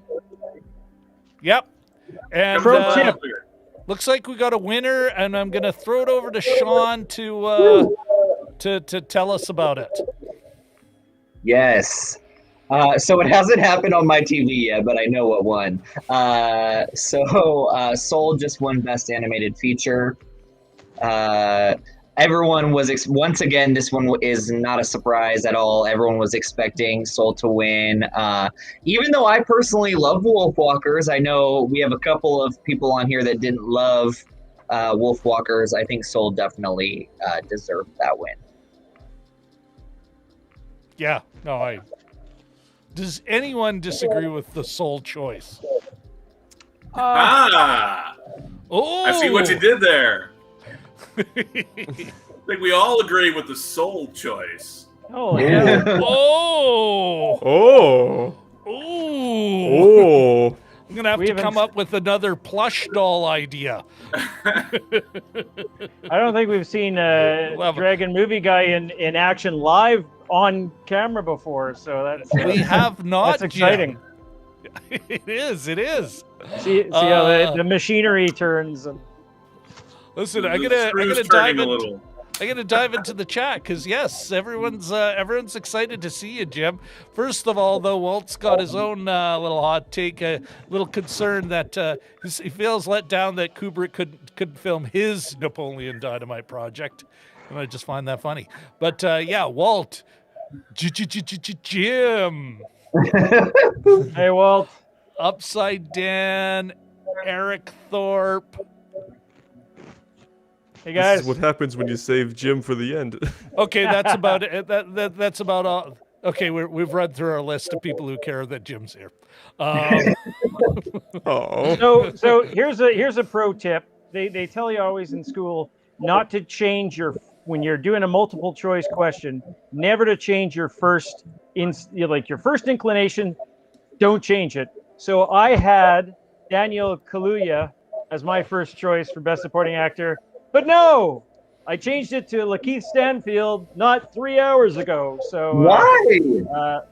Well, I think that Daniel Kaluuya was, he was embodying the iconic character, which is not easy. But I think Lakeith Stanfield probably had more stuff to do in sort of the, to portray both sides. Like I think he was given the harder job, and his name is all over the place. Like people really love this guy. So, but obviously I was torn, but I'm good with Daniel winning too. So that's good. Absolutely. Was there I personally have a problem. Go ahead. I was just going to say, I do have a problem with the fact that both of them were in the supporting actor category because they're both playing titular characters. So if you're gonna have them in a category, it really should be Best Actor. But everyone knows that it's going to go to Black Panther himself. So when someone dies, I changed my who's going to win Best Actor. Oh, I'm really? interested. I'm interested to see if that pans out for me. But I've changed. Yeah, especially this last weekend, Anthony Hopkins has really gained steam for that award. Oh, okay. So I'm very interested to see. I mean, I think both performances are incredible. I'd be happy with both, but I don't know. We'll be interested. I'm interested to see who wins that one. do you think that there's enough emotion within the Academy to not vote for Chadwick Boseman in his final role?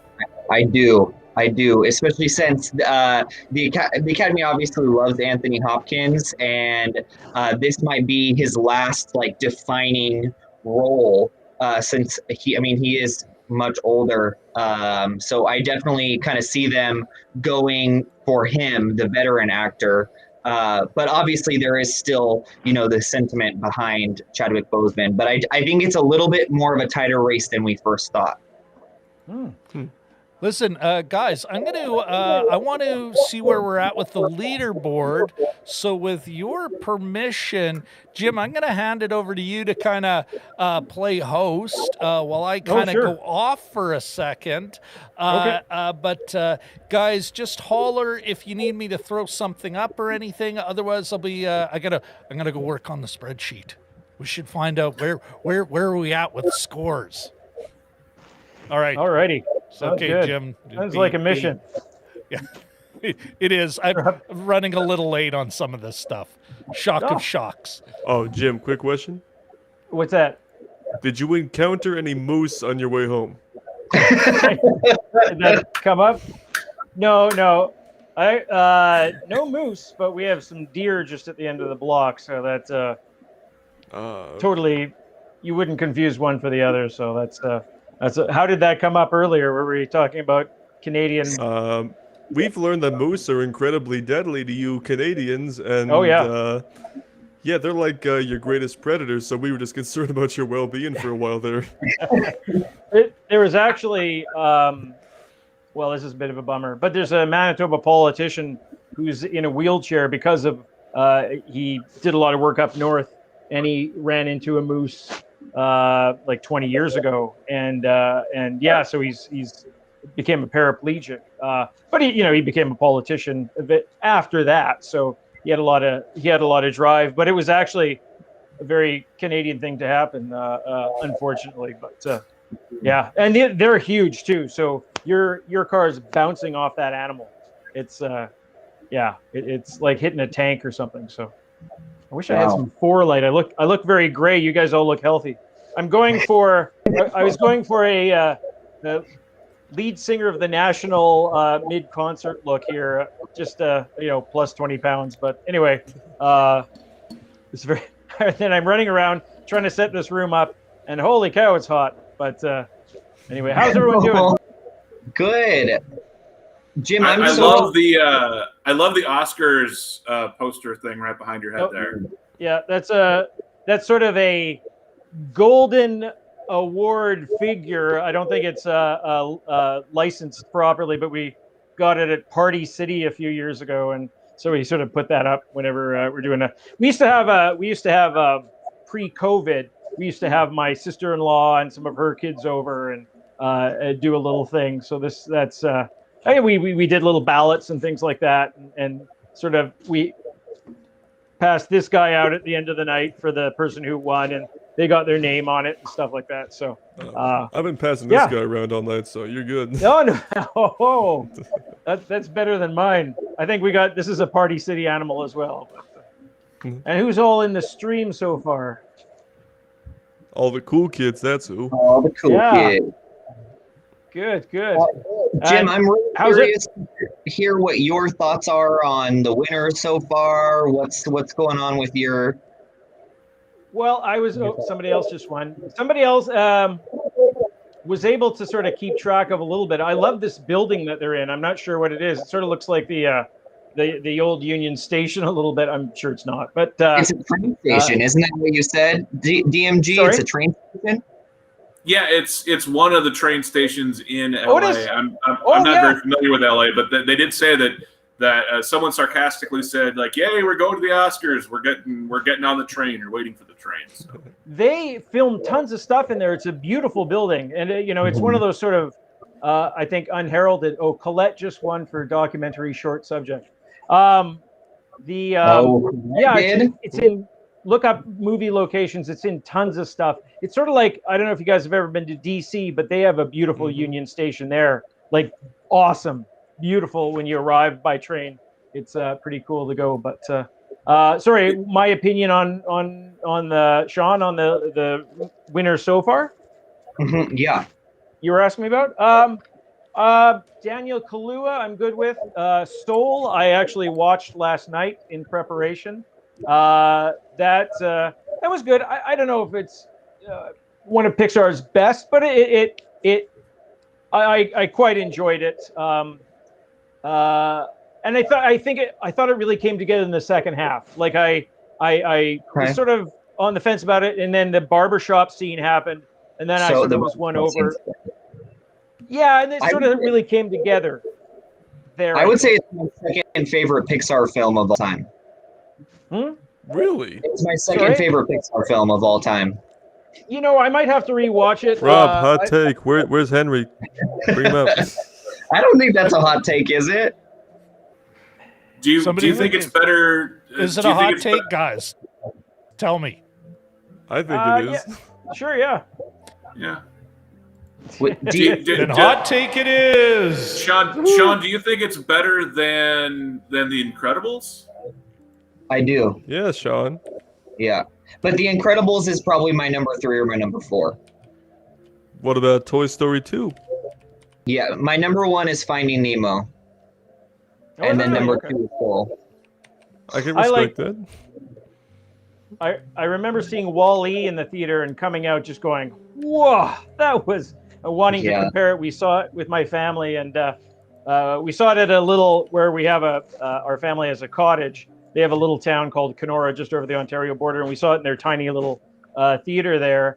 And we watched it, and I thought, oh my God, what does everyone think of this? Even the closing credits are awesome. But anyway, I think that's probably my favorite Pixar one. But you guys are better ranking than I am, so.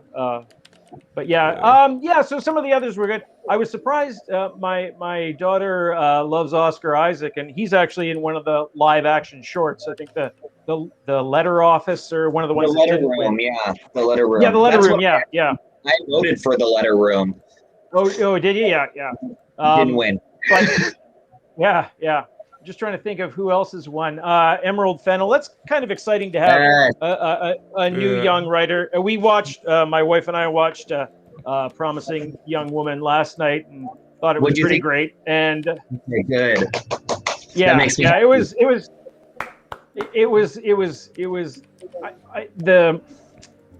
I think the drive. What am I looking? The vision of it, I think, was kind of amazing. And they carried it right through, just with the use of color and just the sort of it seemed to have a vision. We could get into a talk about it in the future, because there's a certain thing, like tonally, there's some things I didn't mind the ending. I don't want to give anything away, but. No, I didn't mind. That sounds kind of yeah. I can't say anything that'll give it away, but I was thinking about it. I was thinking about it all today, anyway. And yes. I love Carey Mulligan. She's great. She basically had one episode of Doctor Who all to herself. It was a Dr. Light episode. It's called Blink, and it's one of the best episodes. It's one of the best hours of TV I've ever seen in my life, and she was probably in her early 20s at that point, and she's phenomenal. And ever since then, that was about 12 years ago, and ever since then, guys, I've been quick question: who won short film animated? If something I love you. Yeah, if something happens, I love you. It's about school shootings. Yep. Okay. Nope, that's all I need to know. So, we all gonna come together and analyze Promising Young Woman now, or I know, I really want to. I could go on about that movie for days. Yeah. Me too. The one thing I will say about that movie, though, is I loved it probably just as much as you guys did. But okay, this is gonna sound a little strange the way I phrase it, but so we're here for it. So I went to film school, for those of you that don't know. And of course, when you're in film school, when these big movies are coming out, the professors will talk about it. And sometimes the professor's reaction to the movies will be a little different from what you might expect. I had one that said that Blade Runner 2049 was a lousy movie, and one that said that, Mad Max Fury Road was like the worst movie ever. I have a thing to say about Blade Runner. So once you're done there, I'll come back. So I'm not in film school right now. I graduated like 2 years ago, but I just have a very strong feeling that if I was in a classroom with my film professors right now with Promising Young Woman, I imagine one of them that I can think of off the top of my head would have probably liked it, but would have probably nitpicked the ending to death a little bit. And you guys might feel for the same. It feels like maybe slightly overplanned with like how certain things turn out, maybe. I don't think it's a bad thing at all, but I feel like it's something that a film professor could nitpick to death, and the students have to hear about it a lot.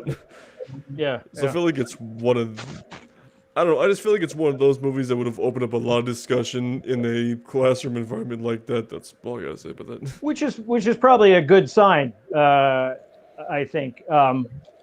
For me, tonally, I think it might have been framed a little bit differently going into the ending, knowing what would happen, and because it tries to have this sort of light, kind of a, not flashy, but it's got a certain tone all the way through it. Is that you don't feel a sense of eventual dread consequence, or pain, or and I think a little bit of dread could have been injected. But having said that, I mean, you got to make a million choices when you make a film like that, and if that's my biggest criticism, it's a small one, but I mean, when 99% of the choices you made were really good, I think that's you know. Exactly. And I'm not talking about just one, by the way. you. What? If we want to, Ooh, the what best now? documentary feature, just one. If we want to talk about that. Well, Rob's gone, so you go ahead and announce that. Okay. So best documentary feature just went to My Octopus Teacher, which actually I just changed it today. I had Are time. you fucking kidding me? I mean, it's what I picked, but what the hell? I know. Sorry, I'll go completely back agree. to my spreadsheet hole. I'm with you though, Rob. Okay, bye, Rob. But It's good to know we're both out of in all the right documentaries- choice and solidarity on what the. Back to the spreadsheet hole. But did Katie's random number generator pick My Octopus Teacher? Good Yeah, question. Katie, fess up. Have you guys seen any of these documentaries at all? No. I'll have to look at the list again. But I love documentaries, but no. I meant to. I eventually do get to most of them, but. So I I'm sorry, personally- I had to come back with the. I meant to. Well, part of it is just that I have Hot take. I have a busy spring. The Romanian one apparently is fairly well spoken. It's incredible. Yeah, and sign me up. I mean, the more distant the country, I'm into it. So I was trying to get people to go see The Fast Runner years ago. It's like, to my friend, it's a 3-hour long movie. It's completely in Inuktitut. Who wants to go? Anybody? I felt like the cable guy. I was like, maybe I missed your call. I was in the shower. Did you want to go to the movie? But anyway, it ended up being really good. The cable guy. Yeah. Yes, I do too. I thought it was way too We're talking maligned. about the Jim Carrey movie, right? Just to be clear. Yeah. Oh yeah. Yes. Okay. Yes. Yeah, I love that movie. I think, Somebody's- sorry, going back to the Oscars, but I think that The Octopus Teacher is by far the weakest out of the documentaries. So I'm a little weirded out by the fact that it won out of What's it out of the about, anyway? choices. It is about like an octopus that changes this guy's life. Basically, it's okay. It's decent, but it's not like powerful or profound like Collective, the one Jim was talking about, or Time, which is a super timely film about the prison system, and so I'm just very confused that they picked something that really doesn't have a lot to say. But that's just me. I guess octopi are really in right now, so that's why it won. And the interesting thing is Collective was nominated for both documentary and foreign language film, so it got 2 nominations. So I would suggest a Romanian movie with 2 Oscar nominations will get more of a viewership than a Romanian documentary with no Oscar nominations. Looking on the bright side of things, but that's one of the ones that I sort of ran out of time for. So, all right, I'm just looking at the chat here. Oh, Katie says my random choice generator picked Crip Camp, which I watched last night and thought was really good. It was. So there you go. Katie, your algorithm is messing up here. I'm looking for a list of nominations, like a quick list, so I can look it up on my phone. Sorry, guys. How about you guys? What have you thought so far? Any surprises? Any disappointments? The Father's got a big surprise of the night, eh? Yes, absolutely. That one's a huge surprise. The Father winning Best Adapted Screenplay over Nomadland. I like how Rob's Rob like- just keep randomly popping in and out. Rob's like Creeping me out. Rob's like Bilbo at his 111th birthday party. He just slips the ring on and off. Time and to on and disappear. off. Yes. I love that And like one. half of you, less than half that whatever the line is, keeps coming in. Absolutely one of the best lines in that entire series.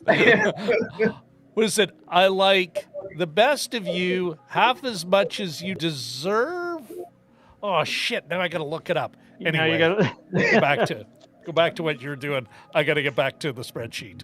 Okay. I wonder how many cards we got in, or how many people. Does anybody know that? Did we get a total eventually? Katie apparently seems to be killing it right now. Katie Oh, and yeah? Dan seem to be doing very well. There are 15 competitors, which I think is fantastic. Okay.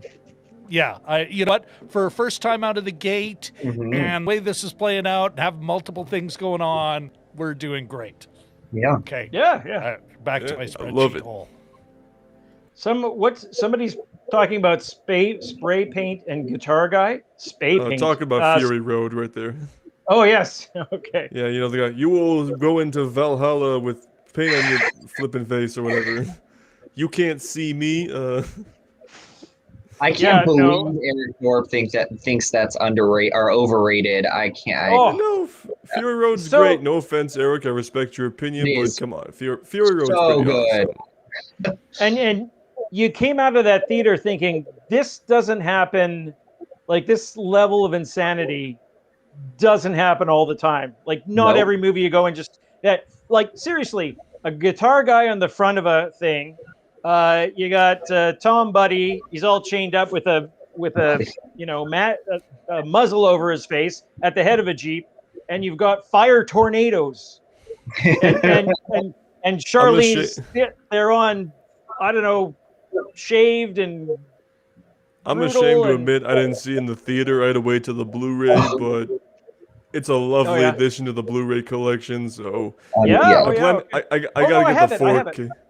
I gotta get the 4K eventually because it probably looks so good. But I liked everything about that film. I just hate, except for the CGI. The CGI storm clouds. Yeah. You know, I am biased against CGI in general, so I will say that.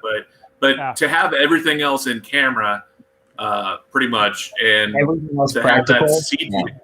Yeah, and you got against CG, everything in camera just looks better, and CGI just doesn't look as good. It just they say it's the uncanny valley when you get close to reality, but not quite. The human eye is good at picking out. You know, it's easier to side and feel something for Wall-E, who is generically human looking, but not really, versus like something that's just slightly off. And when you get those storms, like those CGI storms, I'm like, a CGI sandstorm. Yay. That's actually a good point, actually. Just to kind of go back to my, like, quote-unquote classical training in film school, I don't mean to sound like a total pretentious prick by bringing up film school every 2 seconds, so I apologize, but, in one of my classes I took for editing, we did a bit on VFX, and, the professor explained that, when it comes to certain VFX, we don't perceive it to be particularly good because maybe in some occasions we don't have like a reference for some things. Like he showed us this one example of like a CG version of I think it was like a cannonball from the Civil War or something, where explodes, bunch of pellets come out, and it didn't look great, but also no human eye has any reference for such a thing because, well, if a cannonball from the Civil War is coming at you, you're probably dead before you take notice to it, so it's kind of just one of those, most of us have not been stuck in fire tornadoes as far as I'm aware, so, some of that's just like, I don't have any real reference to that, so I don't like it, so, it's a psychological thing, I think, for the most part, so. Ooh, okay, we're doing about visual effects. Visual effects is what we're going over. They're doing right now. Oh shit! I'm sorry. I mean, oh poop. Well, Rob was swearing in. It's his. Swearing like a sailor. So we're all good. So. Ooh, I like who won for visual effects. None of you are new to that. Don't say it. Just shocked. They should keep the super on the screen there. Right. So we do have a winner for visual effects. Tenet! What Shawn said, Tenet. Ah, there we go. But they already knew that. Tenant joke. And if you guys don't mind, I'll list off the creators behind the award who can actually receive it. Perfect. Cool. So the award will go to Andrew Jackson, one of the most controversial presidents in U.S. history, David Lee, Andrew Lockley, and Scott Fisher. So you guys did a good job, so congratulations. David Lee from Van Halen, of course. But first, a hot take for Jim and that time reference. Oh, and not for Andrew Jackson? Okay. I love the old Hickory reference, though. Oh, supporting actress, guys. Hot Give the take $20 bill. for Andrew Jackson and the $20 bill. Don't give away supporting actress. I think Spoilers. Andrew I Jackson's think dead. Amanda Seyfried wins for best dress. Look at that thing. It's very All right. poofy. It's like a Christmas ornament. Well, it really stands out. Christmas. There's Bakalova. Oh, there's yeah. Olivia Colman. Oh, she's there with who's that? That's the director. What's his name? English director. It would have been great if she would have brought Rudy Giuliani as her date. Oh, that is terrible. She deserves the award just for doing that, though, man. It's crazy. And it looks like a few other people got Tenet correct too. So I think we were all in the same boat about that one. I just wish he wouldn't have. Oh wow. Oh, don't say it. Did someone win? Don't say it. Don't say it. I'm leaving. Shawn, where you going? Come back.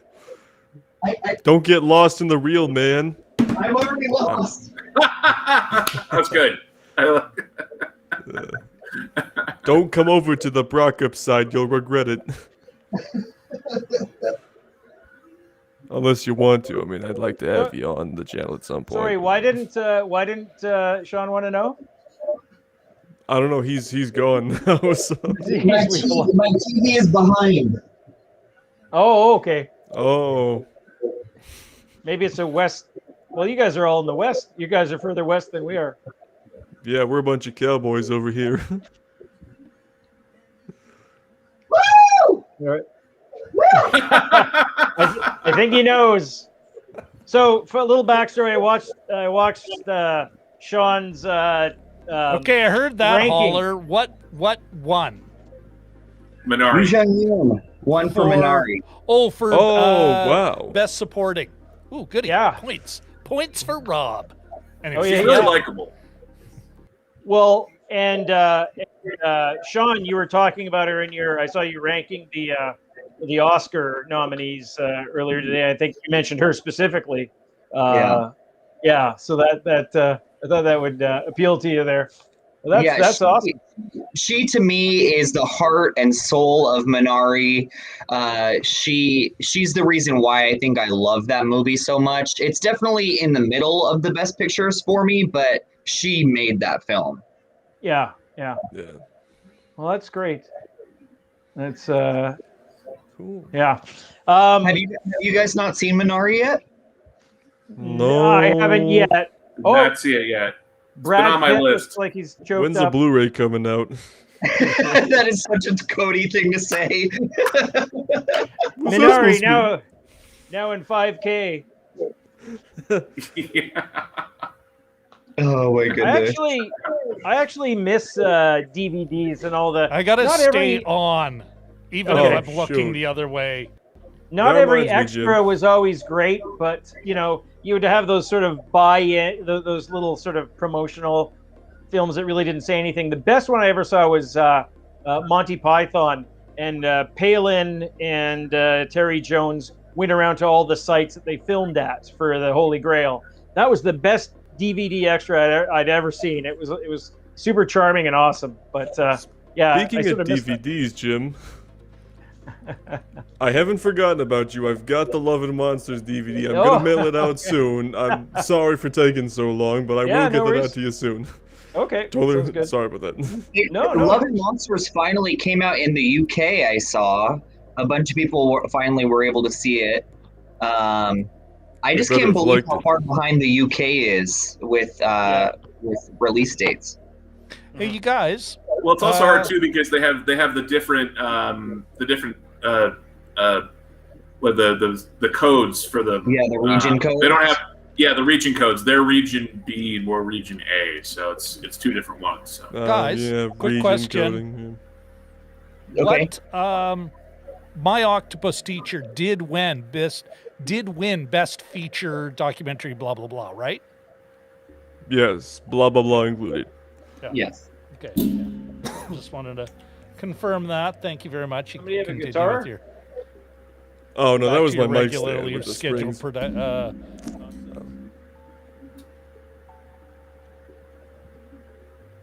You're working out for your birthday?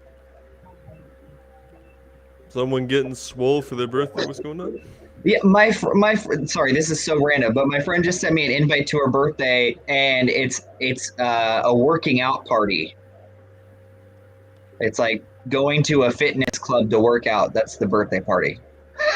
Like, that is not what I would be doing for my birthday, but everyone's different. Save the weightlifting for the next day, man. Let's get.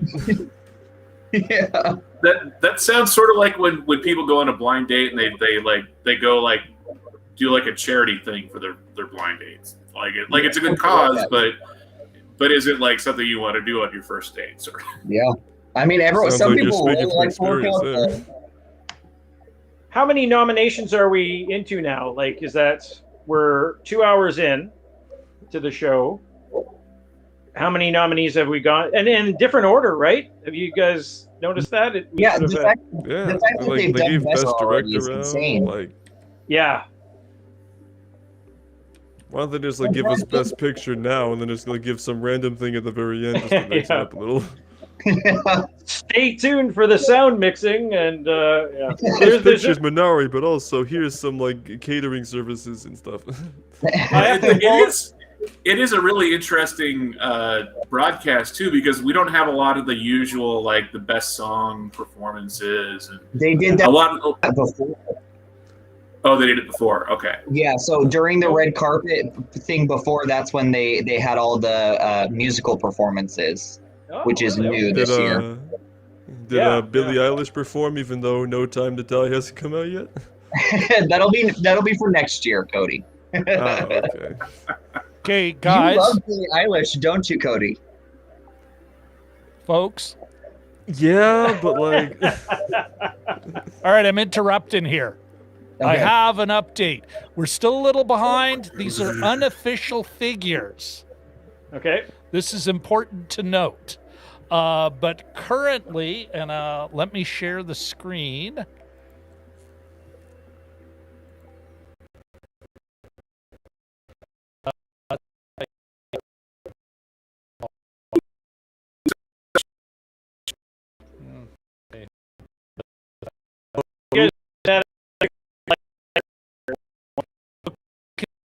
Right now, John, me, and the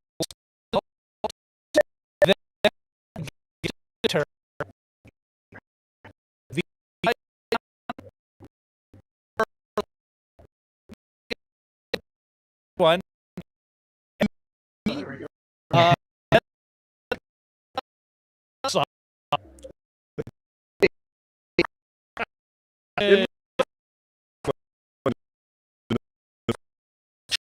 Jimbo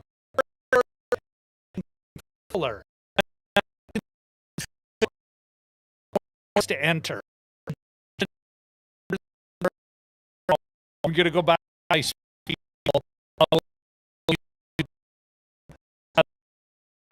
as I get.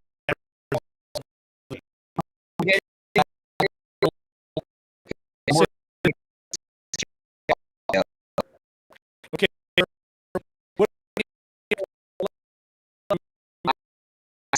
Jonathan and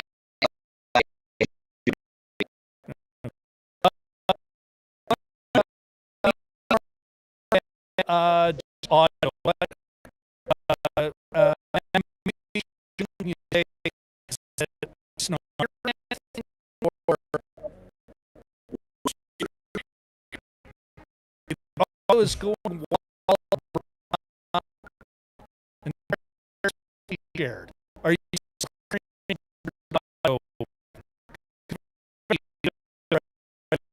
and let's take it off. And how about now? So, Brian, what are you talking there we about? go. Whose hair is whack now? You know what, then? I suspect I'll have to figure out another way to bring this to the screen. But that's cool. We dealt with it. Okay. Continue. I will go back to doing what I'm doing. Audio's been addressed. There's just a bizarre wedge cut of a haircut on Storm. On Halle. Halle Berry. Horrible. The wig. It's just it's a really bad wedge cut, kind of a. Oh, Halle Berry, no. She looks like Kate Blanchett did in Indiana Jones 4. Just that really bad wedge haircut kind of thing, like she just took a couple of shears, like you're cutting bushes or something, and just went clip and That clip. lady looks that's the haircut. pissed. Okay, but it's still Halle Berry, though, so I mean... She's gorgeous. I mean, we're just nitpicking here. But that's not her best look that she's ever had, that's for sure. Okay, true, but...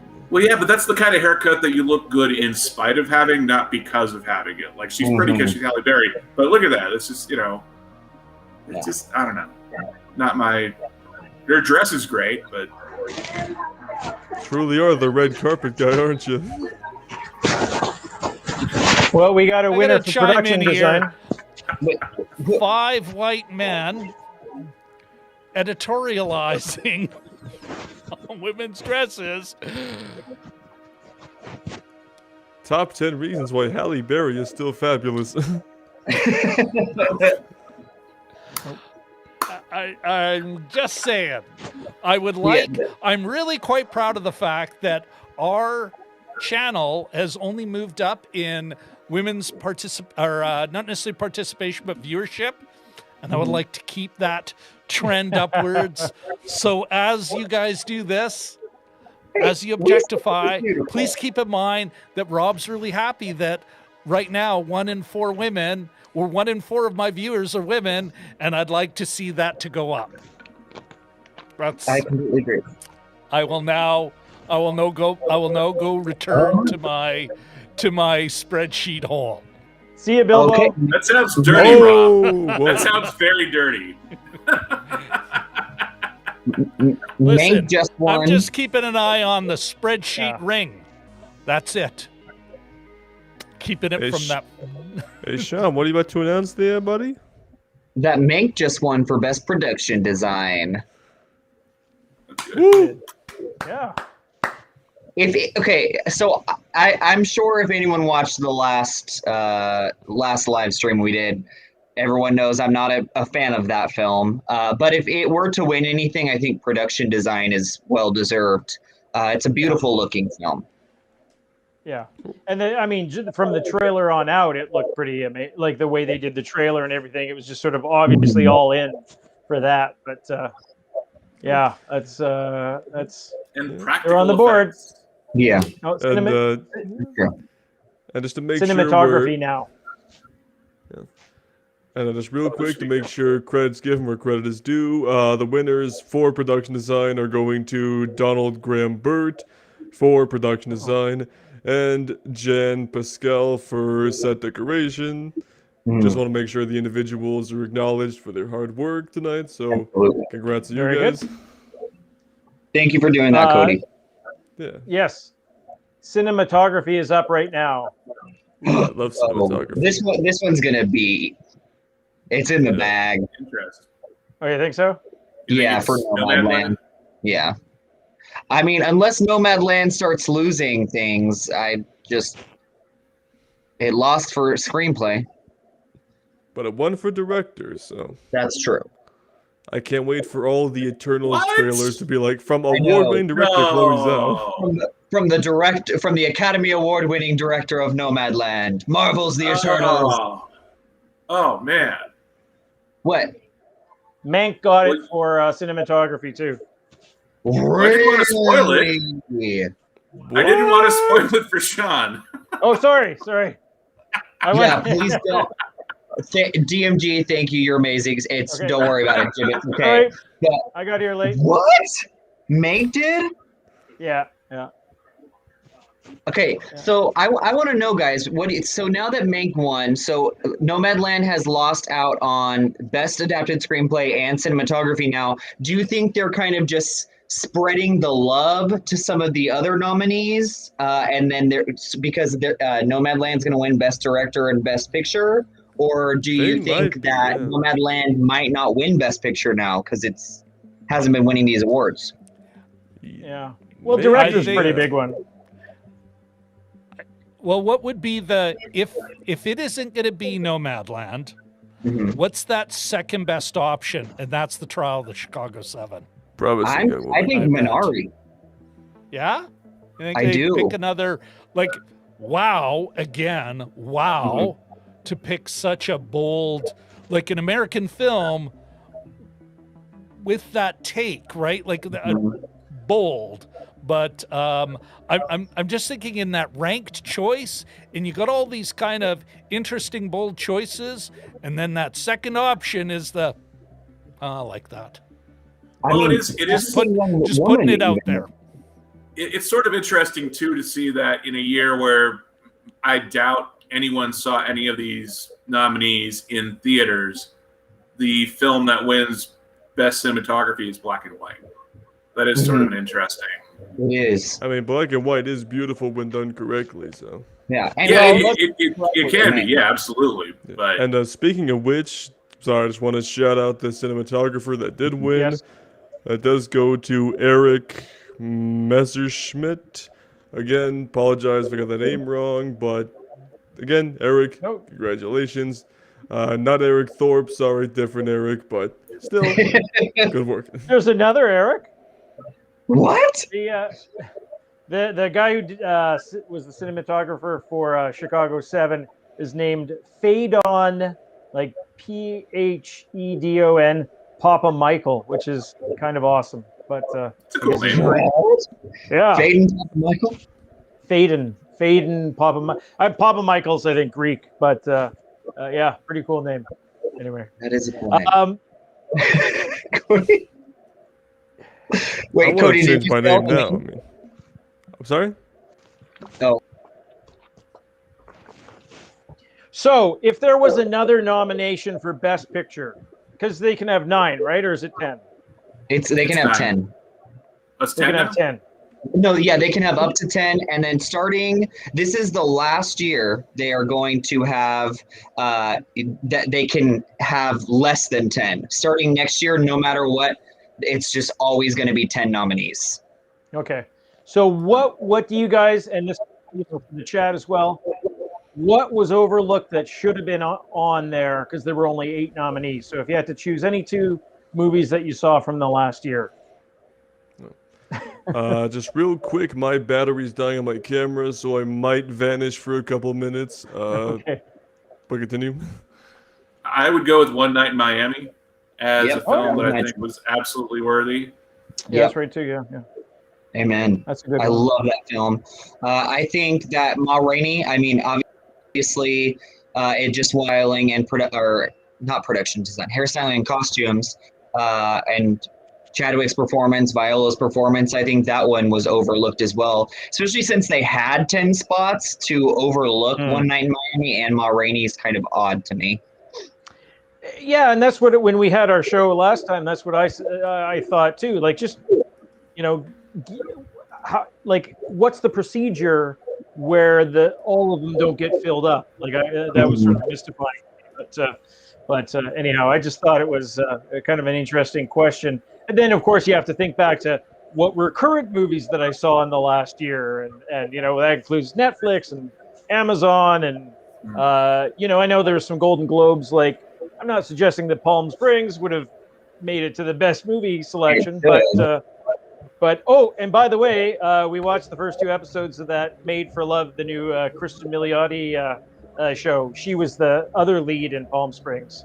and it's What pretty did good. you- But anyway, Guys, just Hello. throwing up a couple of comments. We got Lady of Heaven and Another Round in Tenet were also thrown out as possible best. Yeah. I think call it. Eric Thorpe has a really good point with Another Round because Excellent. Thomas Vinterberg is nominated for Best Director, or was not Best Director.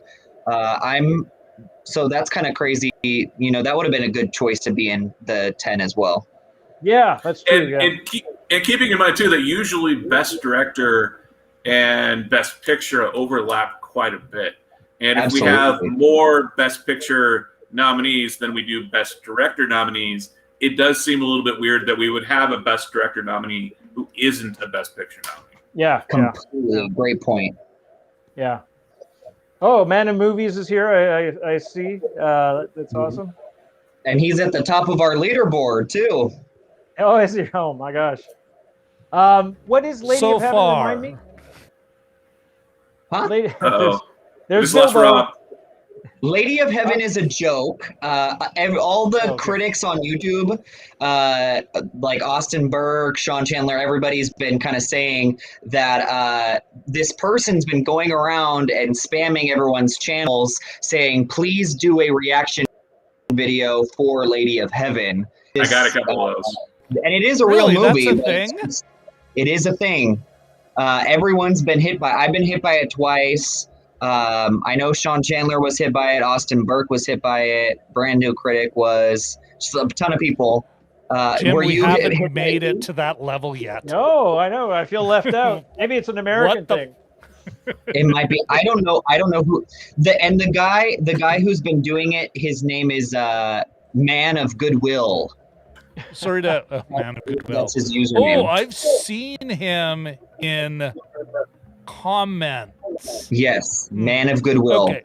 Okay. Guys, quick question. Confirm for me, Tenet did win visual effects, correct? Yes. Yes. Oh, here's Harrison Ford. Get off my plane. Yeah. This is I. Mark Hamill. It's. I love watching Mark Hamill talk about Harrison Ford. It's the best.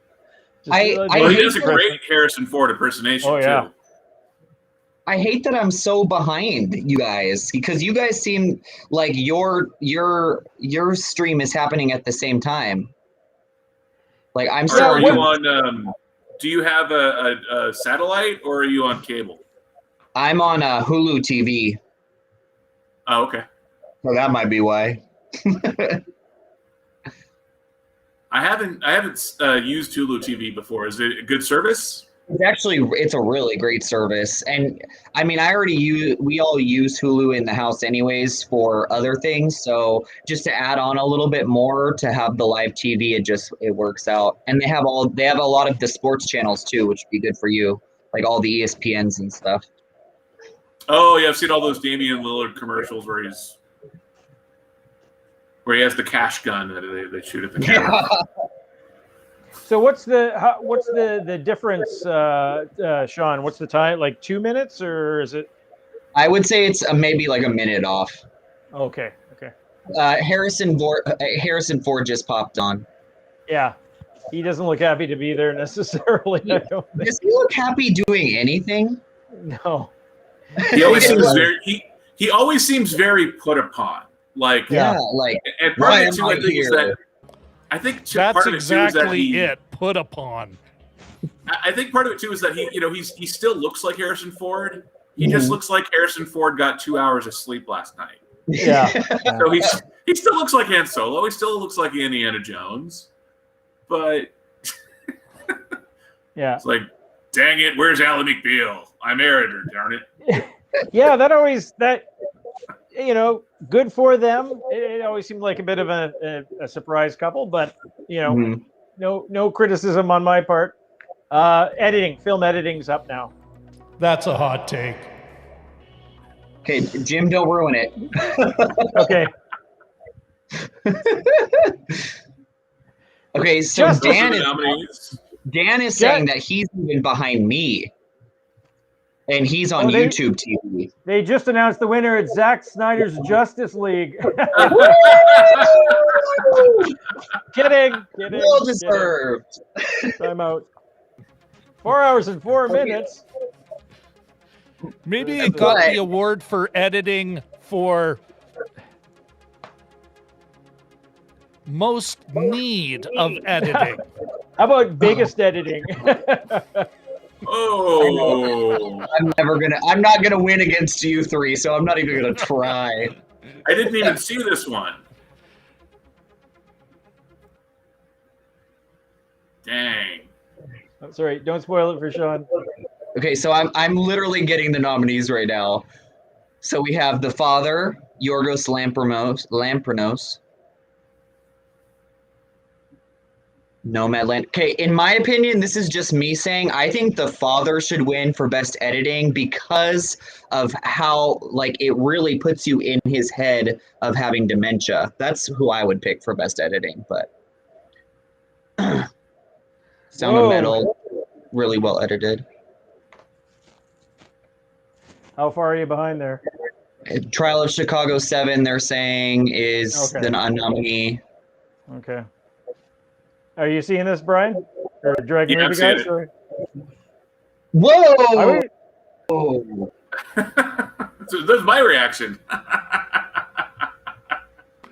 So do we get a winner? We Sound do. of Metal.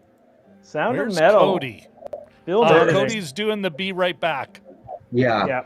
He was having some battery problems. Wow. Another one that was going to go to Nomadland. Yeah. That So is Sound now of Metal one editing? Yes. Yeah. Sound of Metal 1 editing. Okay. I like Wow. Shawn's strategic approach. His analysis is much like a sports kind of analysis, almost. Yeah, that's very cool. They just showed Riz Ahmed. He was looking lovingly at the podium. I mean, Eric I love him. I like his The podium he will not be on. Yeah, no. Okay, but if we can talk in any other year, though, those three performances all incredible. Riz Ahmed, Anthony Hopkins, and Chadwick Boseman. I mean, Jesus. Unlike some of the films, the performances, there's an embarrassment of riches. Yes, absolutely. Judas and the Black Messiah. Key example. Yes. Great I mean, performances, okay film.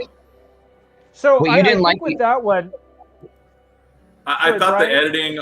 the editing on Judas and the Black Messiah left a lot to be desired. I even went back and watched it a second time, and there are times in the middle of that film where they're splicing and dicing voiceovers, when they're in I forget which.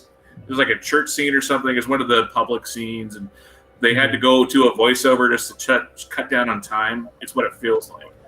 It felt like they had to meet a runtime, and they didn't quite know how to do it, so it just kind of went in Edward Scissorhands up the original. I'm not sure I agree with you on that one, but I want to watch it again. I remember what you commented on, and it's another one I want to bring up when we're actually talking about a movie. But I want to watch it again to see that, because I didn't notice it the first time around. You know, and look, the production design, hair, and makeup, they're all great. And obviously the two lead actors are phenomenal. Dominique Fishback, you cannot forget Dominique Fishback's performance. I'm devastated that she wasn't nominated for Best Supporting Actress. Yeah, she did great. And Jesse Plemons, too, as basically a third lead character. I thought he did. Yeah, he's also fantastic in the film. Yeah. We have Viola's done there. directing, right? Yes. Is that Viola? Yes, it is. It's a Gene Herschel Humanitarian Award. I think it's going to. Should I spoil this one? Tyler Perry. I don't think that was on the ballot. What? Anyway. Tyler Perry? Yeah. Well, they keep showing him. So I'm, and it looks like he's dyed his beard recently, so he's all set up.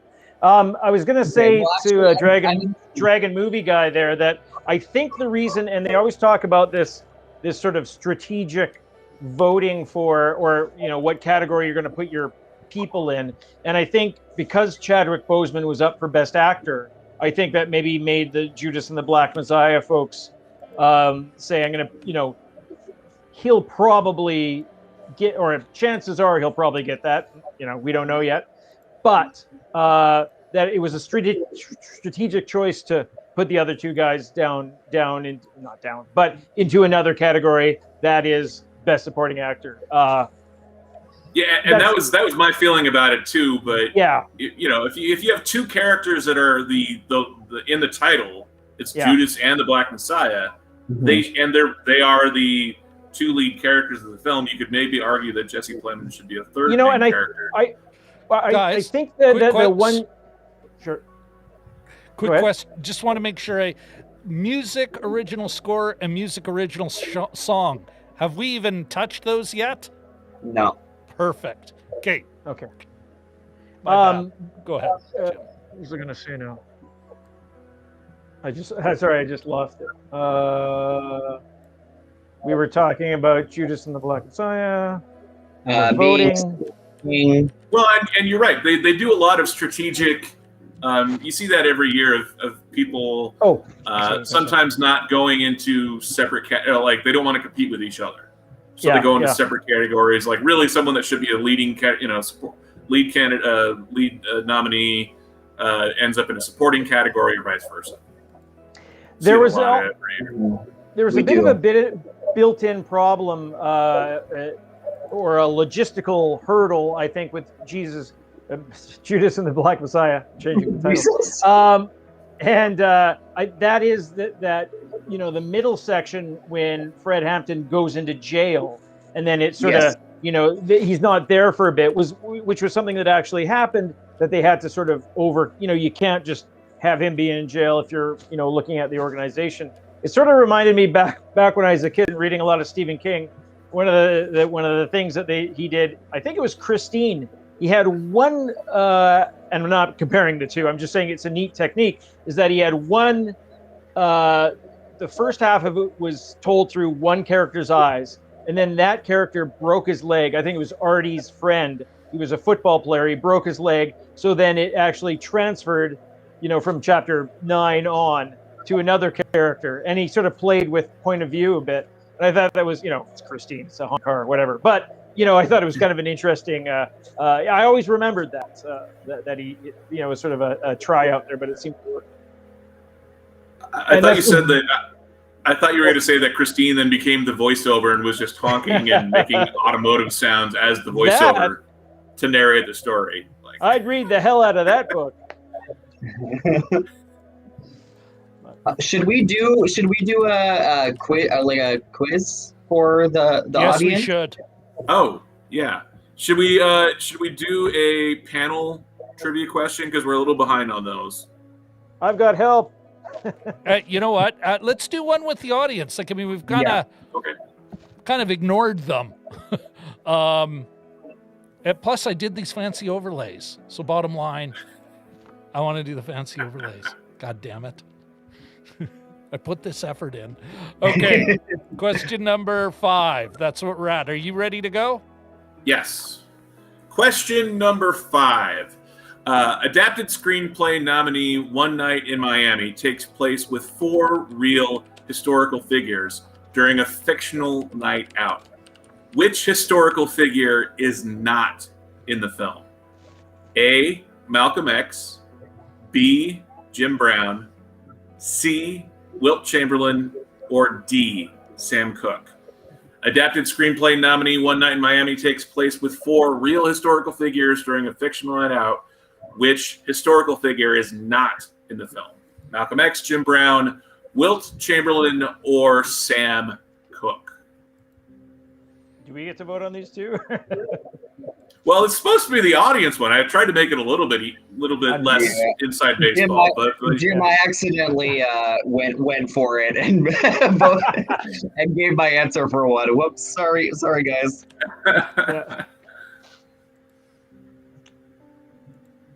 Tyler Perry's still talking. Do we still have Vlad here?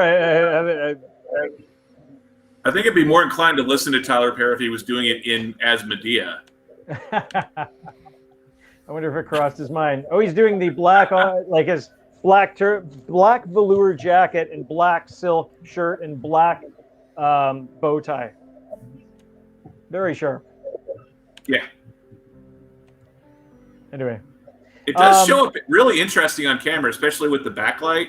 Kind of the silhouette on his jacket is really looks very ethereal, very dreamlike. Mhm. Yeah, it looks good. And there's always something about a curtain with just like the way the curtain sits on something and the light crossing a curtain that always looks good. Okay, guys. First of all, we've got our friend Cody back. Second, I'm gonna stop guessing. And just a sec. So the answer is Shaka Shucks. Will Chamberlain. Yes. Ooh. I don't even know what we're talking about, but yeah. Listen, I've got a fancier leaderboard about to come up. Just a sec here. Okay.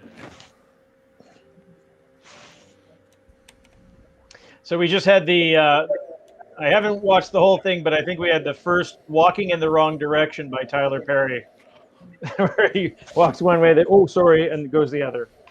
That's the first one I've seen anyway. That's got to be the next Medea movie title. Medea walks in the wrong direction. How's it going, Cody? Good. Technical problems, which is fun, but you know. We got you back, though, eh? Yeah. So Hulu is showing this live, Shawn? Yeah. Yeah, they're just behind, obviously, by a minute. Okay. Do you have to pay for live TV to get that one, or? Yeah. Oh. Oh, we got coming up Zendaya. Okay. Are you guys on commercial right now? Yeah. Yes. Okay. I'm just looking at the Regina Twitter King. feed, so yeah. It's a car commercial. Driving an SUV. Goddess. It's a car commercial featuring Vancouver, which I don't know what driving across one of the downtown bridges. It's very cool. I still think of her as being on 227, like way back in the 80s. Who? Regina King. Oh, she yeah. was on a sitcom on NBC with Marla Gibbs from The Jeffersons. It was sort of her star vehicle. And it had Jack Kay was on it, and it was a huge cast. Jack Kay. Jack Kay. This Jack Kay, rings a Harry. bell. Did you say 227? 227, yeah, that's what I said. 227 this is where, that's where I first saw Regina King. Kind of in the same group as who remembers Manimal? He's both a man and an animal. That was an actual show. I've heard the name. I haven't seen it though. When was that on? Manimal. It sounds like a radio host. 80s. Oh, it was terrible. Okay, I've got guys. I'm gonna, with your permission, I'm gonna throw up the leaderboard. I think it's that time. Yeah. Is it causing an upset stomach? It shouldn't, because I made it fancy. Well, if you're going to throw up the leaderboard.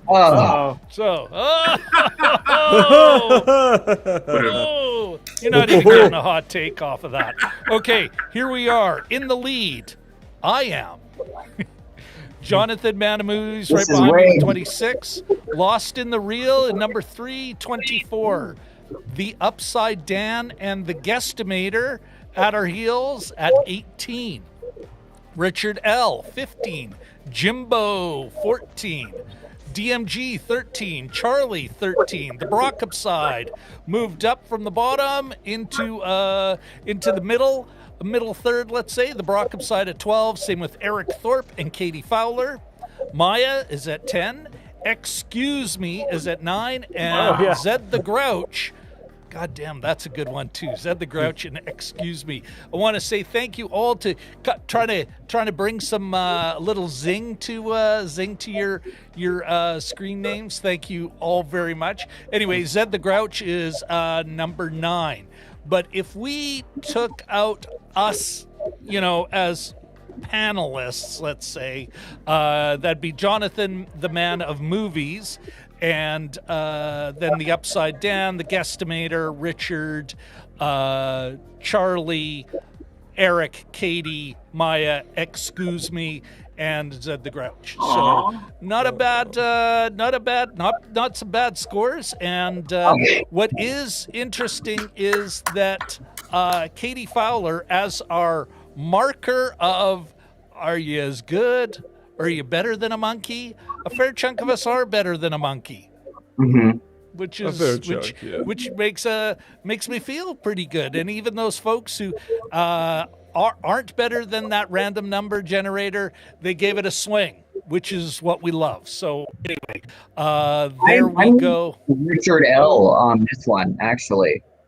Say that again. I'm with Richard L. in the chat.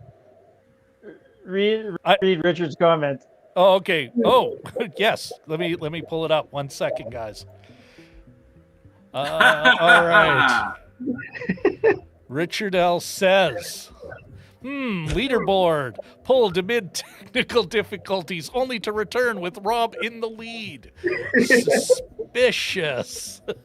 Yeah, Rob, You know very what? suspicious. Absolutely. That is why we have an audit trail, which I will release. It has stamps. I'll eliminate we don't want identifying details like the email address, but the full data will be published. Because I know there's always these crazy conspiracy nuts and Richard L. bringing up these things. And I want to make sure this is, you know what, Jim and Rob's Oscar watch party is nothing if not transparent. And that is Christensen for the win. I'm getting At least you're You're all humble about freaking it. silent. It's nothing. It's like, damn it, he had an answer. We're all Jerk. just watching. We're all just watching the John Baptiste. winner of. Well, Shawn, can you see this? Yeah. Okay. Yeah. So Stephen Colbert would be happy, I think. Yes, he would. For those who don't know, Soul just won. I think Trent Reznor and Atticus Ross were nominated twice, weren't they? Yes, they were for Mank as well. And that that happened in years previous with them, though, hasn't it? Too. They were they did The Social Network, I think, and they went for that, and they might have been multiple. I don't know for sure, but anyway. This is for original score, correct? Yes. Yeah. Yes. Yeah. Okay. And they didn't interestingly have a song. I don't believe this because will move the leaderboard in any way. Hmm. I think so. Yeah, because it's weighted, right? Too like the different. There's a whole weighting system with the different nominees. Yeah. Yeah, Okay. Did everyone vote for Soul? I did. Yeah. Probably. Almost. Yeah, me too. Yeah. Yeah. No, they're still going on. I think we can all agree the Soul score was just phenomenal. Not only you have Trent Reznor and Atticus Ross did, but then have John Baptiste music too. The two together, just a force to be reckoned with. Oh yeah. No, agreed there. He's I like he's of course Stephen Colbert's musical director, and I like when they get together every show, even remotely, and they have a little chat about music, and he's always such a nice presence. I almost think that he should host his own show because He's got a great vibe, eh? He really does. and not it seems genuine, and he just it's like his music. He pops. He sort of comes alive, and I always enjoy listening to their little segments. I'd like to see an interview show with him, but yeah. I think Questlove there too. What's that? It was nice seeing Questlove. They're applauding for him too, because obviously Questlove and the Roots is on the Tonight Show, so it could be like a little late night rivalry. But it's good to see. Questlove could be nominated for Best Documentary Featured next year at the Oscars. He won Best Documentary Feature at Sundance this last year for his film Summer of Soul, which was phenomenal. So that could be really cool. We'll see Jean Baptiste up here this year, and then Questlove up on the stage next year. Yeah, very good. Yeah. They're doing original song right now. So, Yeah. Hey, Robbie, I'm getting word. Did we announce what the winner, or sorry, what the answer was for that last question? I believe we did. Okay. Yeah, it and I was Wilt deleted it already. Chamberlain. Okay. Yeah, Wilt Chamberlain, and went up briefly, and then went away. Perfect. I could reload it, but I don't want to. Ugh. But we could do another question if we got some time. They're We have doing more their questions. original song. Oh, okay. Never mind then. In the meantime, I'm going to see if I can't make our leaderboard a little prettier. Just a little bit. Just Euro, a- Keep I on, forgot Eurovision was nominated. Yes, yeah, I was going to say we actually. I have a lockdown throwback. Yeah. I gotta admit, that love would have been song. super cool if it had won. I mean, Like- honestly, if you had told me a year ago that Will Ferrell would perform a song and it would be nominated for an Oscar, You'd be laughing.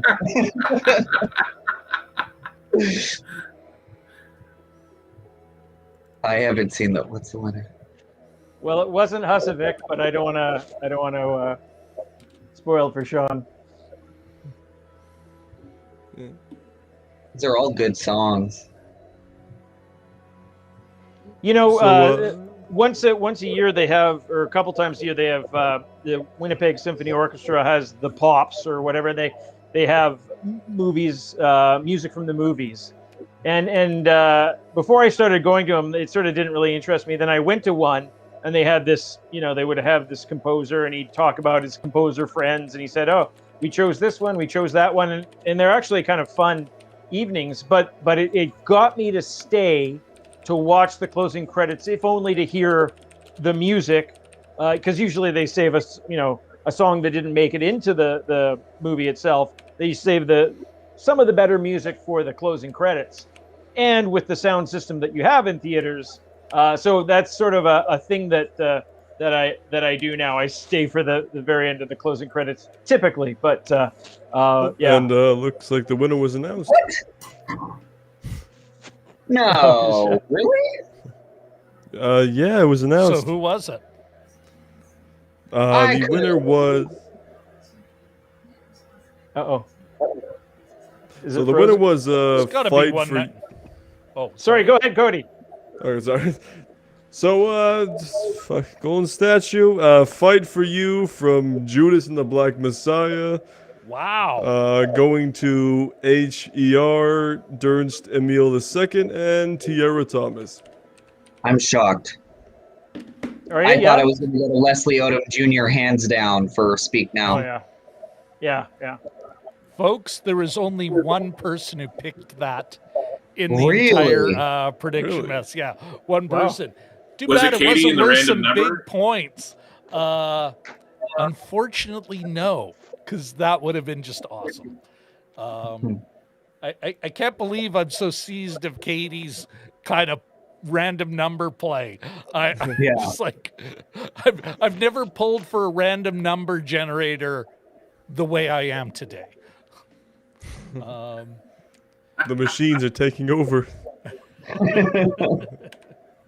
But that's like I find that hilarious that there's literally one. And okay, unless I was way off. Yeah, nope, Charlie. Oh, really? Charlie. Yeah, my son. Oh, nice. Yeah. So much for privacy for Charlie. Oh, His sorry. dad digitally outing him. Sorry, Charlie. The young man may have been like, I don't want anyone to know I'm involved with this in any way.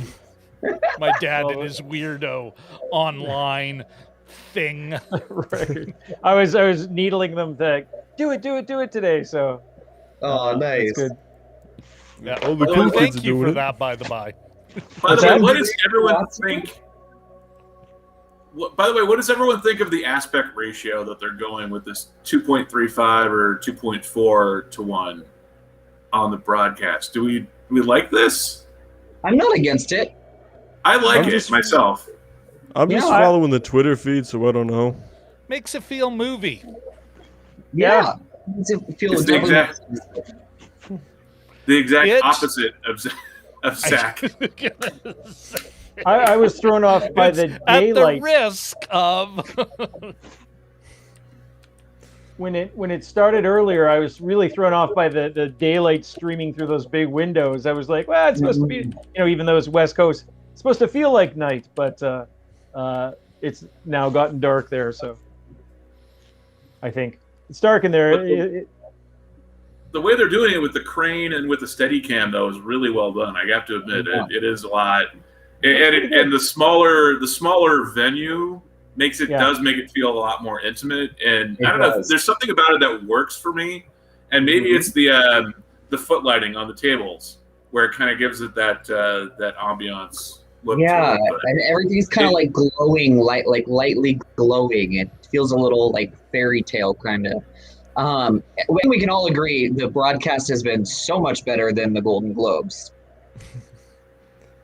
Yes. Oh yeah. Yeah. Like what little I've been able to catch out of the corner of my eye. Yeah. I'm just kind of going with you guys on that. So yeah. Those Why lamps are don't you super read cool the too. Twitter feed? I'm looking at the Twitter feed. It's just pictures of quotes from Oscar winners and the card saying this movie won this thing. So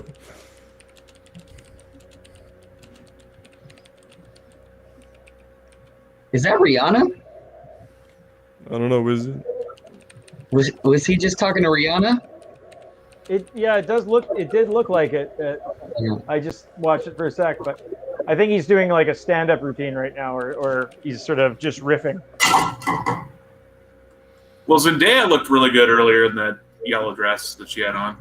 I was gonna say she had a yellow mask to match it, which I think is pretty smart. Mm-hmm. Which is Jim? very much a commitment. What's up? Quick question for you. What was the system you used? I've asked everyone else that only Shawn would answer. What is the system you used to make your picks? Yeah, it was just sort of, I did take a look at especially some of the live action and the shorts and things like that.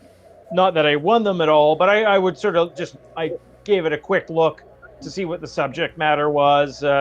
Again, not that helped me necessarily, but otherwise it was just if I was familiar with a movie in particular or felt strongly myself. But sometimes it's a lot of sort of second guessing, like when I changed my vote from Daniel to Lakeith. But anyway, I just sort of.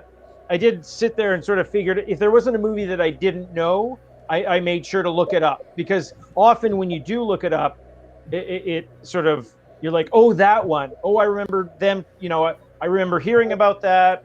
Or if it's something especially timely, the live action short, I think that one was about, it's a time loop movie about a cop killing a black youth. And Two Distant Strangers? Yes, yeah. Yeah, it won. That's the one it won best live action. What's that? It won best live action short. Yeah. And I believe I chose that one just after looking at the subject matter. I thought, well, this is sort of timely, top of mind, that sort of thing. So that's sort of what I went with. It's a little. Oh God! It's so funny. We're about to have a Fatal Attraction dance move. Oh no.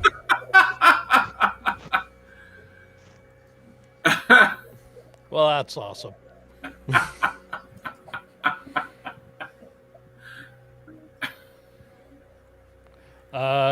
She won't be ignored.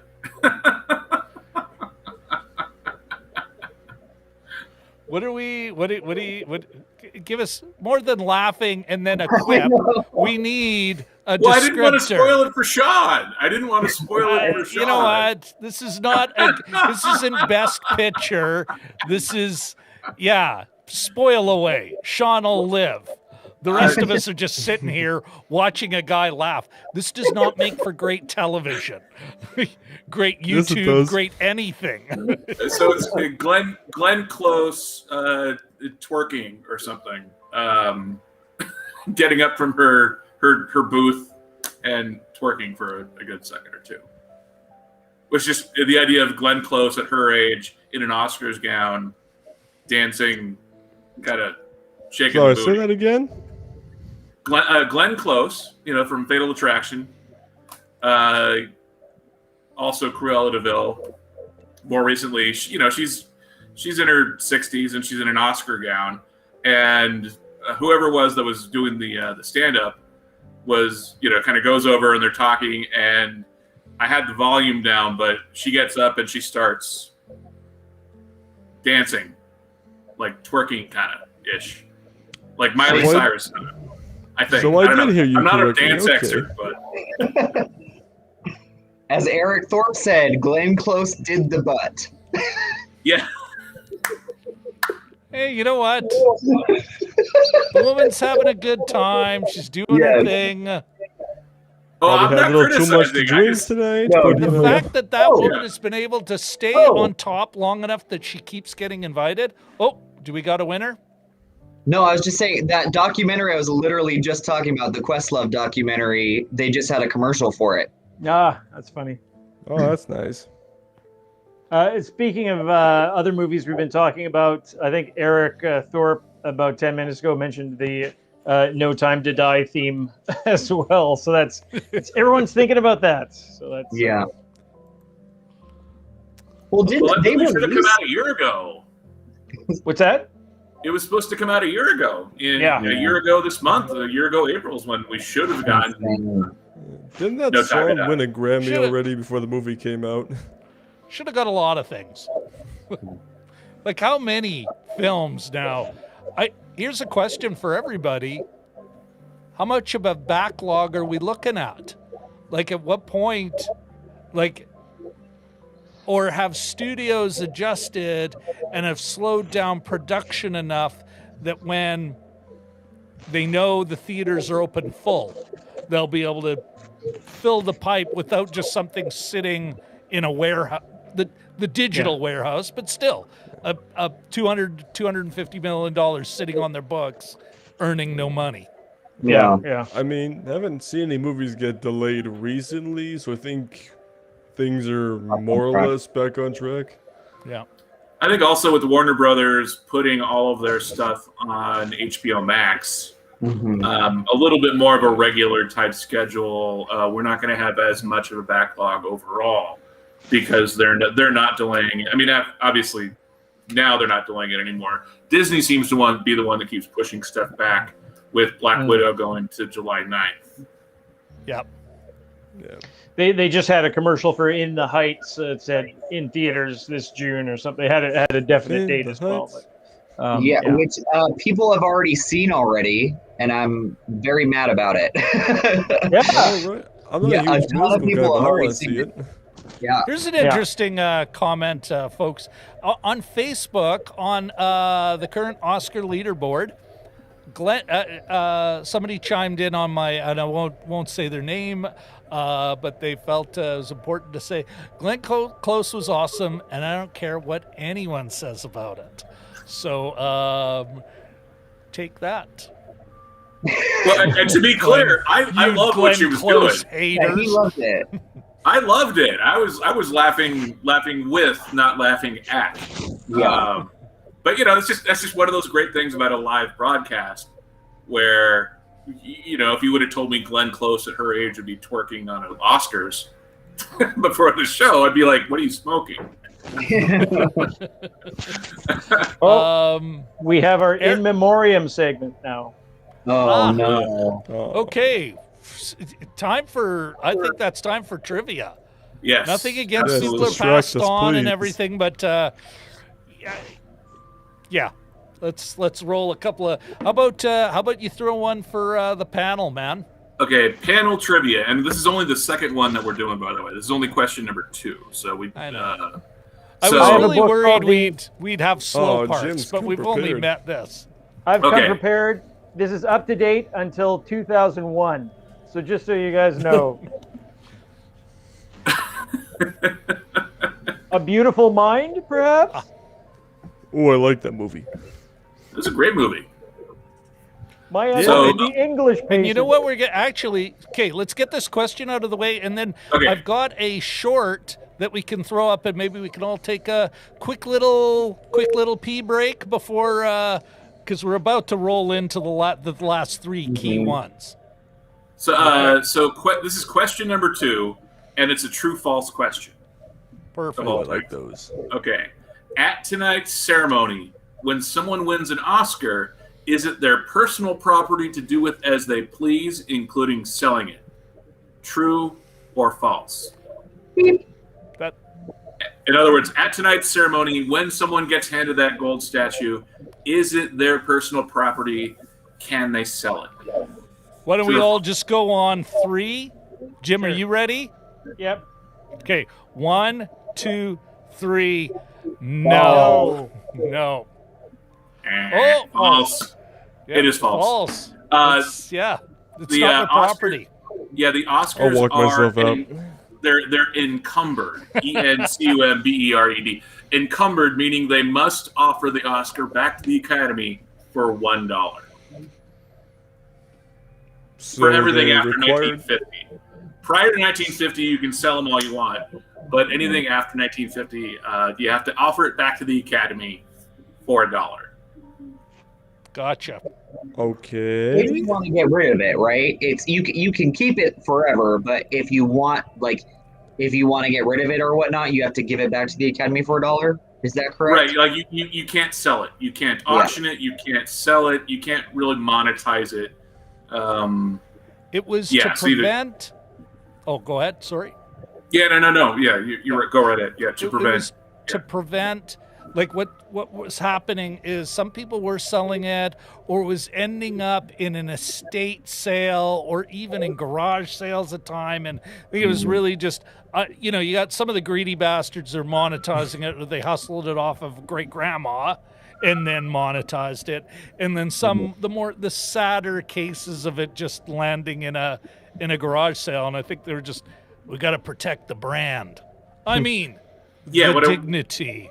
What I Yeah, was if I could researching find is Oscar in the garage. there was one guy that wanted in the early 70s that sold his Oscar to pay for his wife's medical bills, and then the Best Picture Oscar from Citizen Kane, the grandson or the grandkids wanted to sell off Orson Welles' Oscar for that, and obviously those were all before 1950. So yeah, I think it's not a bad decision by the Academy, but I think it's I don't know.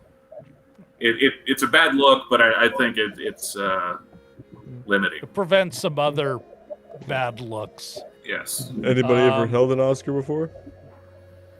No. That's a Jim's good held a thing that looks like a hell. Ooh, Shawn has. Okay, Me too. listen, guys.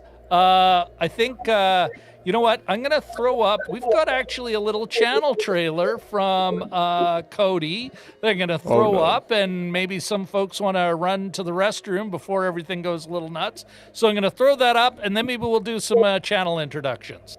Hello, friends, and welcome to the Brock Upside. And I started this channel for those people whose lives are all about movies, not just simply watching them, but talking about them at great length, surrounding themselves with merchandise, and like to pick up the occasional Blu-ray or DVD. This has been my life since I was a little kid, going to the movies and picking up these, tie-in books and action figures was always a good time, and I'd always get super excited when my mom would come home with a new movie on DVD so I could watch through the bonus content, things like that. And I just want to share that joy with people who live, talk, and buy movies. I post new videos every single week, whether they be movie reviews, Blu-ray reviews, and unboxings, and things that variety. So if that sounds like something that would interest you, well then go ahead and consider hitting that subscribe button, and we'll see you on the Brock Upside. Pretty cool, man. Why don't Yeah. you're actually the only one who didn't run off to the restroom. What don't you tell give everyone an idea? Oh, we actually lost somebody. Somebody Oh no. faded out for a moment.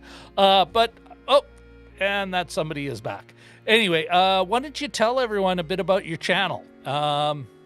Sure. Yeah, I mean, back when I started this channel in early 2016, it started out like a lot of people's channels that started around that time, you know, inspired by people like Chris Stuckman, Jeremy Johns, a Flick Pick, just wanting to, you know, review movies that they saw in the theater that week. But then after that, gotten more into things that I really want to talk about, like Blu-ray reviews. That's the biggest thing on my channel, are Blu-ray reviews. So, you know, a new release comes out that week I want to talk about, I'll be like, here's the cover, here's the bonus content and all that. And that actually got pretty popular.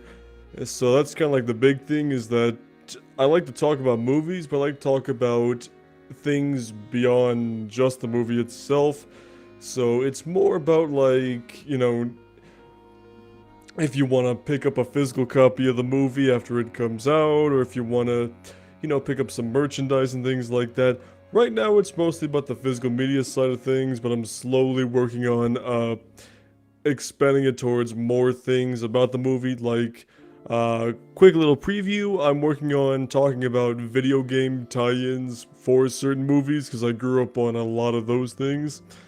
But yeah, like, my main tagline is live, talk, and buy movies. So, you know, the conversation doesn't stop after the movie. You know, sometimes you want to pick up a physical copy of the movie. Sometimes you just want to talk about it at great length.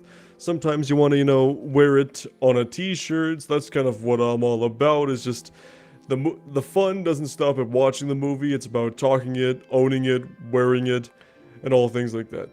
It's about maybe getting a Hot Take Henry or Jose or Hank plush.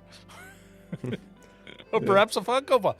Yeah. Cody, two more things. One, Cody, you're on Twitter at Cody Brockup. Of course, the Brockup side on YouTube, folks, there is a link in the description. One more thing, man. Desert Island can only take one DVD, only one Blu-ray. What's it going to be, man? Oh, God. Only one. Oh, Jesus. Time's Oh, ticking. man. It's only I mean, one or nothing. I mean, I have said this for like 10 years now, that my favorite movie of all time is Back to the Future. So that's probably a strong contender, but if I had to pick Think only about that. one... We're going to put a pin in it. Think about that one, though. Or did you have an answer?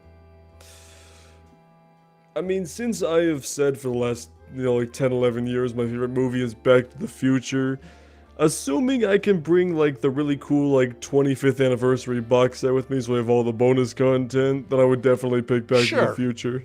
So, all right. At the moment, I'll go with that one. Okay, we're getting into Best Picture noms right now, so I'm going to... here, run if you need to. Do you need to run to the Biffy as I bring everyone back online? I do, actually. What's okay. a Biffy? All right, we're taking you off. Go. Is that some sort of regional slang? Brian, as they're Yes. talking about Best Picture nominee, and yeah, Jim, jump on us if we need to, but quick, why don't you tell us quickly about your channel? And of course, you can find his link in the description, the Dragon Movie Guy, but you can also find him on Instagram at Dragon Movie Guy. So anyway, tell us quickly about your channel. Well, I've been on YouTube for about a year now. A little over a year. I worked for a movie theater in high school and college for 7 years, and I was a professional TV journalist for 18 years. So YouTube is I'm a year going into it now, and currently I'm doing movie reviews, trailer reactions, Jim's just ranking drinking straight from videos. the bottle. Yeah. You're making him drink. He's just drinking straight out of the bottle. Anyway, sorry, I rudely interrupted. No, but yeah. So I'm doing a lot of trailer reactions. I'm doing a lot of ranking videos. I'm kind of dipping my foot into the news category. Thinking about doing some videos along those lines. Cool. But also a lot of ranking videos. And I also do movie reviews for a guy based in Vegas here, reviewnation.net, so you can find my written reviews on there. Trying to do video reviews to tie between the two, but trying to get my my efficiency with the speed of doing movie reviews down a little bit to where I can do both a written review and a video review in the same day, and then kind of play them off each other a little bit more. Cool beans. So, quick question, Brian. Oh, yes. Question Cody, for Brian from Cody. So we live in the same city, so why the heck haven't we collaborated yet? Let's do it. Let's absolutely do it. Cool. I've got an actual collab series that you might be down for. I'll tell you more like when we get to the green room at the end of the show and stuff. Okay, absolutely, yeah. And I like you. I'm a Blu-ray aficionado. Got like 1,200 of them. So. Whoa. That's like twice my collection, so pretty good job there. I've been collecting since 2008, so it's. Okay, you got a couple years over me, but you know. By the way, did we all see Swanky in the audience earlier? Swanky No. from Nomadland. Yeah, she's actually she was there. dead. Super cool. Yeah. She was injured, but I think she was injured That was really, yeah. and then. But the kayak ride. The kayak ride was supposed to be like her swan song. No, it wasn't a documentary. It was just documentary-like.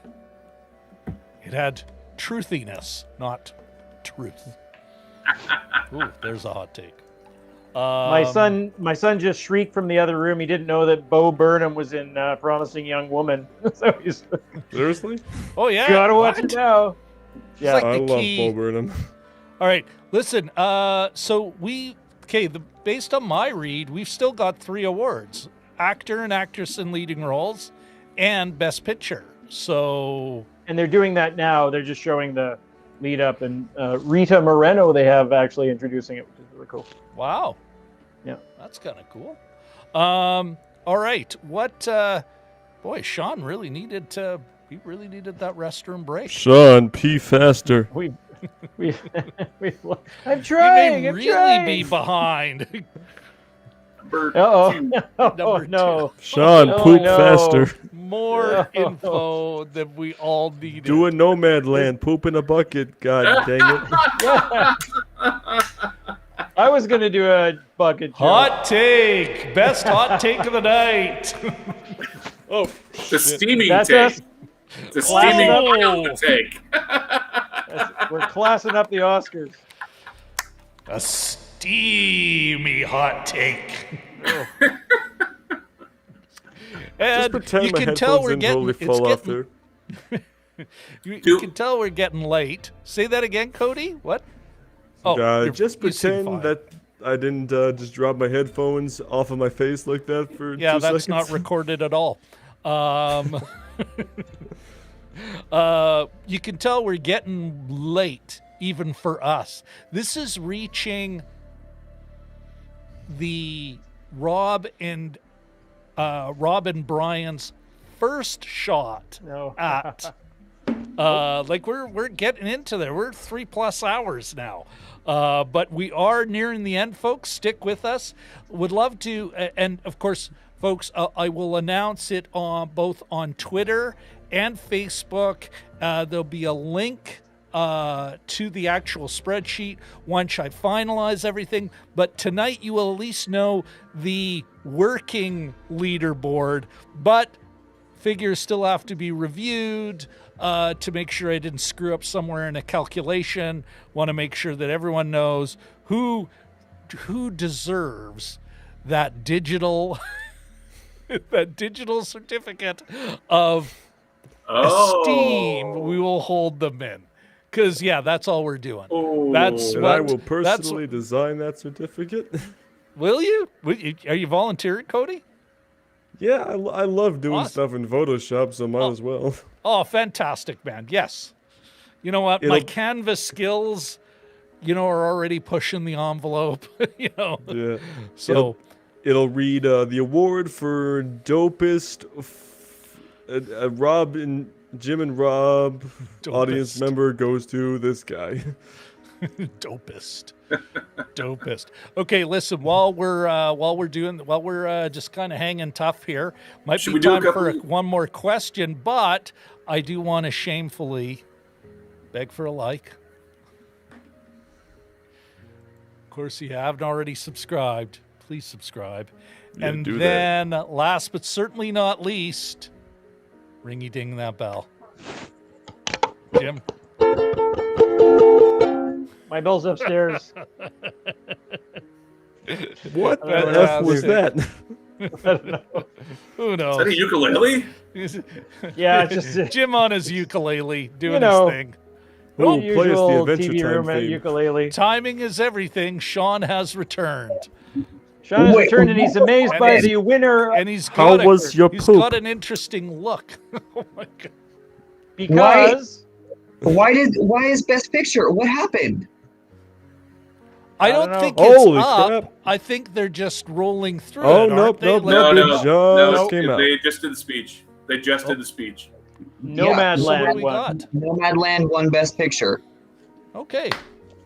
But have we Not- done Best Actor or Best Actress yet? Nope. So they did. No. They really have moved the order around, eh? What? Yeah. Best Picture is the Shouldn't last Best to go Picture be always. best for last? And yet, I'm so confused. not today. Yeah, so am I. Well, you know what? Everything was like not as in previous years. Like I set everything up in last year's order, which was the previous year's order, and I've been bouncing all around to try to find places. Yeah. Yeah, this is just crazy. I don't understand why they would do Best Picture before Best Actor and Best Actress, but Isn't the So- whole point to build up to Best Picture at the very end of the show? right. I don't like that. Well, and Yeah, plus, me neither. I'm offended. I will say this. You know what? Next year we'll use Sean's even more complicated scoring system because, and I'll have it more automated so it's live and updating live instead of me going, okay, I'm just doing a thing over here, because it does those big points later on make big swings. Like, I mean, it's still maybe not anybody's game, but you know what I mean. But Yeah. here's my theory as to why they did this, though. I Okay. think that everybody knows that Chadwick Boseman is winning, and if you saw the Golden Globes and the acceptance speech that his wife, widow, made, it was really legitimately heartfelt. And Yeah. if you didn't have a tear in your eye, for a guy The that devil. yeah. So I think that knowing that, assuming everyone voted for Chadwick Boseman, that they would put Best Actor the last, because no one for Best Picture would want to have to follow Chadwick Boseman's widow. Yeah. You're absolutely If right. he is That's to a win. great Saving point. Best Actor for less, what you saying? And That also is a Best great point. Actress. Best Actress has also been the biggest. Nobody really knows who's going to win Best Actress because it's been all over the place. So everyone kind of figured Nomadland was going to win Best Picture, but Best Actress is more of like an exciting race, I guess you could say. So maybe that's why they're also leaving that for later as well. Mhm. Could be. I was looking for the Union quote. Station, that's it. Yeah. I Union was Station. looking for the quote forever, but there's a great Futurama episode where Bender goes, we got all the unimportant technical awards like writing coming up. I couldn't quite find the quote, but I always loved that one. I've used it before in newsletters. So, it's actress in a leading role up. Looks like Zellweger is introducing it. Oh, yep. Because she won last year again. Oh, so, real quick, What did she win again for? Remind me. She won for Judy, playing Judy Oh, Garland. that's right. That's right. just before we go into anything else, just because I've been doing all night, just want to make sure all the filmmakers and actors are acknowledged. So the people that are technically winning for Nomadland for Best Picture are naturally Frances McDormand, Peter Spears, Molly Asher, Dan Jeffy, Chloe Zhao, and producers. The producers weren't named, but, you know, they know who they are, so credit where credit is due.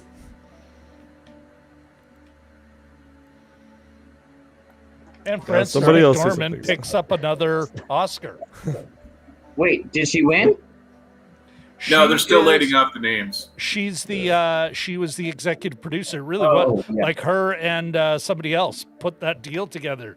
She gets her Oh, Best Picture Oscar. Don't We got a give it winner. away. Give it away. Don't give it away. We got a winner. Winner, chicken We dinner. know before Shawn. We know before I hate Shawn. it. Okay, Boy, that's a surprise, or maybe it isn't. oh god, I don't. Please, oh, Jim. I need more takes. A it can't tie? be just Who would have thought it? Jim, you're the worst right now. look at him.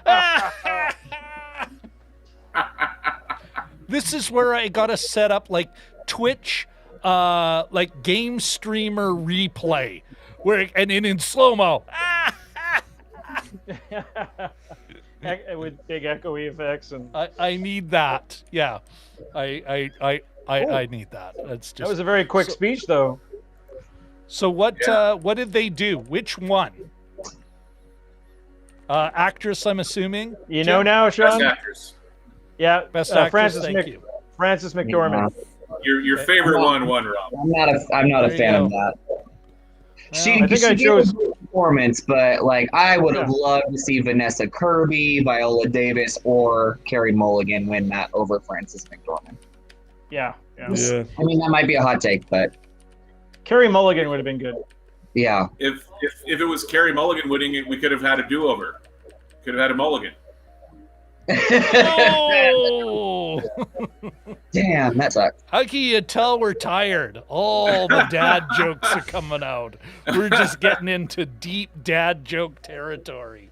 I mean, I'm still enjoying that. That's funny. Damn. It's Oh, just good. good comedy. We have twitchy Joaquin Phoenix, who doesn't like awards, introducing the lead actor in a leading role category. So that should be interesting.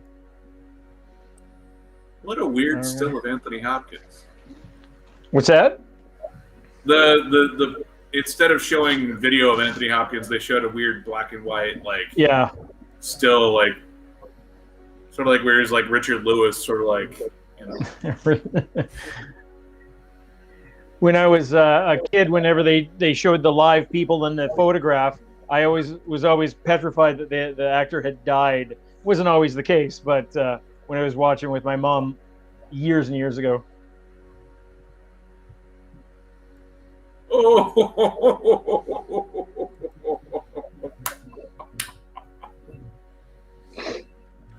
Did you catch what he said?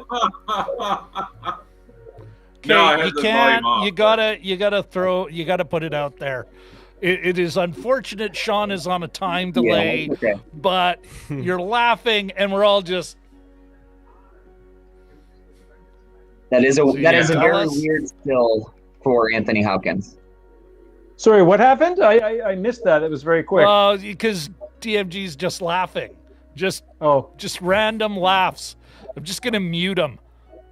Yeah. Then he can laugh disembodied. Yeah, it was our favorite Hannibal Lecter. What was he actor. doing? He won, but he wasn't there. Shit! I told you, DMG. I told you. You did it. You got it. Wow. Yeah. And he's still yes. alive, and he wasn't there. Ooh. Dang, and he wasn't there. So that's it. Wow. And they're rolling credits. They're rolling credits already. So Already? All right. Wow. Well, that could upset our whole count. damn. That Yeah. because there's only one person who picked that. Oh my gosh, John, Austin yeah, the that's right. Real. Let's see what Wow. happens here. This is exciting, folks. It is. This could be a big Okay, switch. so what are your let's talk, people. What are your guys' thoughts on both Frances McDormand and Anthony Hopkins? You know, and this is, I'm clearly not getting younger myself, but when they give it to older performers, it's sort of like, you know, you avoid giving it to somebody mid-career like Carey Mulligan or something like that. I don't know. I sort of like the thought of young blood, you know, or mid-career blood, you know, being awarded for it. These two people have both won before, but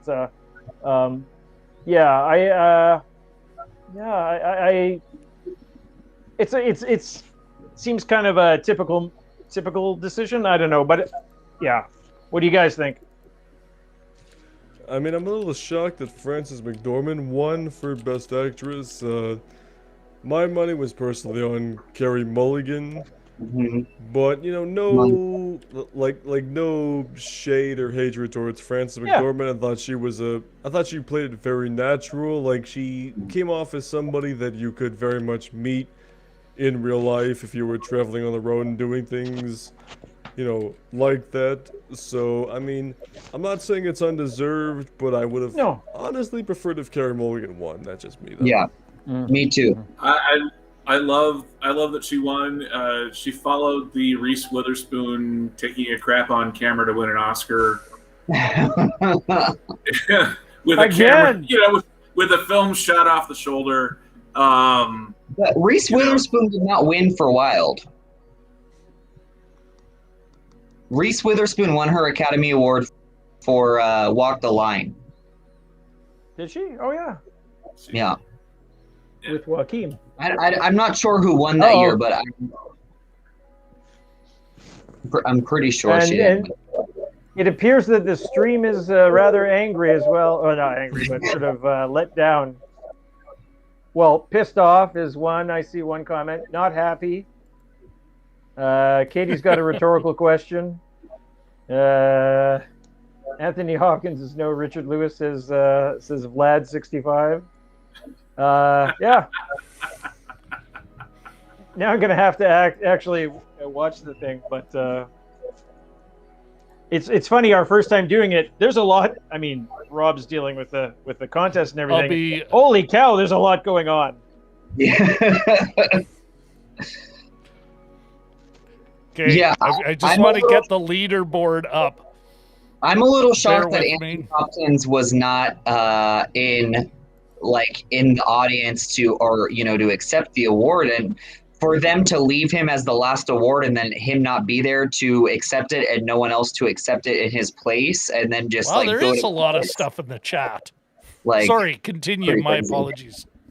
Yeah. No, that's I perhaps it was a risk. They were gambling that it would be Chadwick, but it's interesting that Chadwick won for best support. They were all a little bit different for the Golden Globes, but he won an award at the Golden Globes. Andra Day won at the Golden Globes, and neither of them won Oscars here.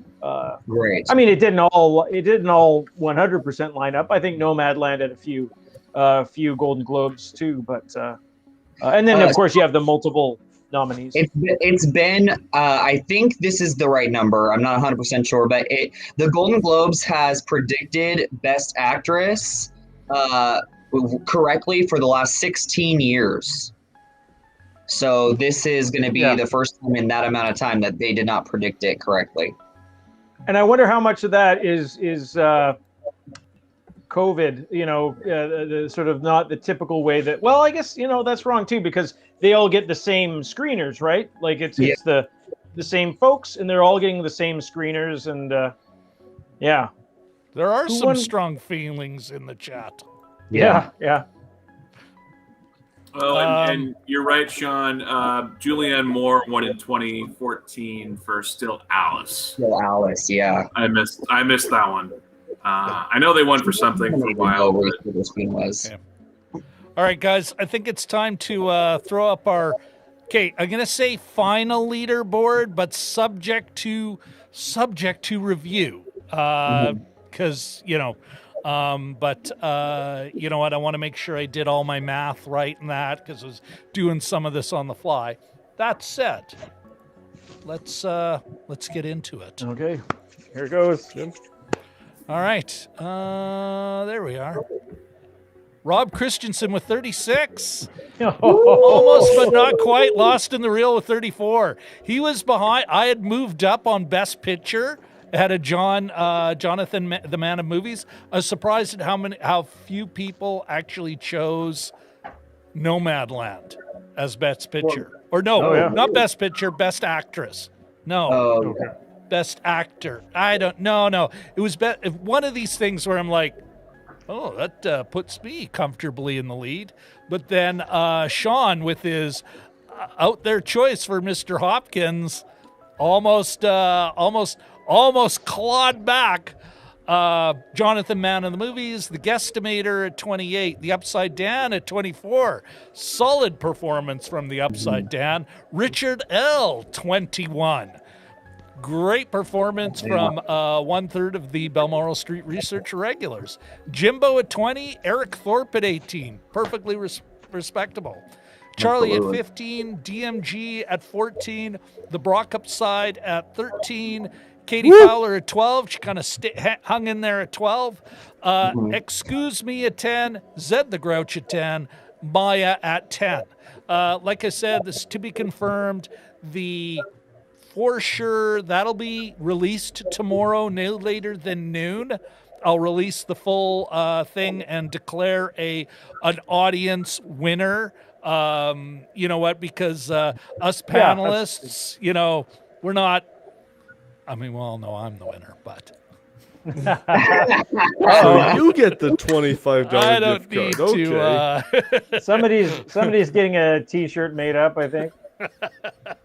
But no, the one who gets the digital certificate of praise and esteem will be the person best out of that wasn't a panelist. And I'm sorry, DMG, you basically became a panelist, so you're out too. But it's not like you're anywhere near the top anyway. So how bad can you feel, man? I don't even think I scored well on the trivia questions I came up with. I don't know. What's the answer, DMG? I don't know. I'm just asking the questions. I looked it up earlier. Yeah. Listen, I have it here somewhere. Oh, wait, maybe a different window. I got to go to my PC. All right. Listen, I want to first a shout out to the best chat on the internet. Before we wrap up here, I'd really like to say, because in a lot of ways, no one's going to watch this tomorrow. Nobody cares. We did this for the folks who are going to come and watch and participate, and the folks who are willing to fill out a card, even though they may not be watching here, that you know what, they participated. That's who we were doing this for. And so I just one last shout out. Let's start with Man of Movies. Yeah. Thanks, man. Thanks, man, for coming by, Jonathan. Really appreciate it. Really appreciate that you put in a card. And magnanimous in victory. I'm really glad that you came in third. He's got a good channel, too. He does. Outstanding channel. Katie, you know what? Thanks again. Thanks again for having the guts to do a random number generator choice. That was awesome. And again, for always being there, for being such a great supporter of the show. Curtis Judd dropped by. Good to see you, Curtis. Awesome. Eric Thorpe, thank you very much, Eric. I'm looking forward to, we will do a collab together where, you know what, even if it's just me making fun of James Bond movies and you telling me why I'm full of, we're going to figure something out. Richard L., thank you very much thanks for coming. Thanks for being that research guy. Same with you, Vlad65. Thanks. It's been a while since we've heard from the left coast, as we in Canada like to call BC. Great to see you here. The Upside Down, great performance. and just great participation. Thank you, thank you, thank you. Who am I missing here? You know what? I want to help me out, guys. Is there anyone else active in our chat that I'm missing? I'm scrolling through. I'm sure. Oh, you know what? Early. Mary. I believe her name was Mary. Yeah. Mary. Mary help. Thank you. Mary, thank you very much for dropping by. I hope you had a good time. Thank you for being part of that 25% of our viewership that is women. Thanks very much for coming by. Jelly Ahmed dropped by. I'm sure he's out at work or something now, but it was great to see you pop in, man. I think that's about it. But go ahead, Jim. No. I was gonna say, did Shashank drop in? He did not. He did not. We haven't seen him for a couple of shows actually. He'll pop in quickly, say hi. School. I think we're still kind of in the end of his school year, so probably a lot of exams. But he always typically watches. He typically watches the following week, so at some point. Yeah. We always get it. We always get a nice shout out from him later, and just a great supporter of the show. And I wouldn't have known about Three Idiots if it wasn't for him, which I still think is. Shawn, you had put out a thing, and I have it because I only have one 2021 movie. For that I could really say that was an awesome flick. So I've got to watch a couple others before I could actually put anything on that list on your Twitter best so far in 2021. Yeah.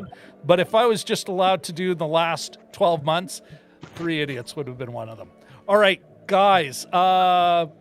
Hopefully you'll hang out with us for a bit in the green room. But let's first of all, come on, let's everyone give our trivia master, red carpet correspondent, Brian from Dragon Movie Guy. Yes. Very good. A round of applause.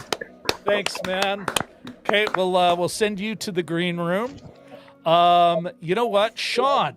I want to first of all, you know what? I know we can find you on Twitter, and your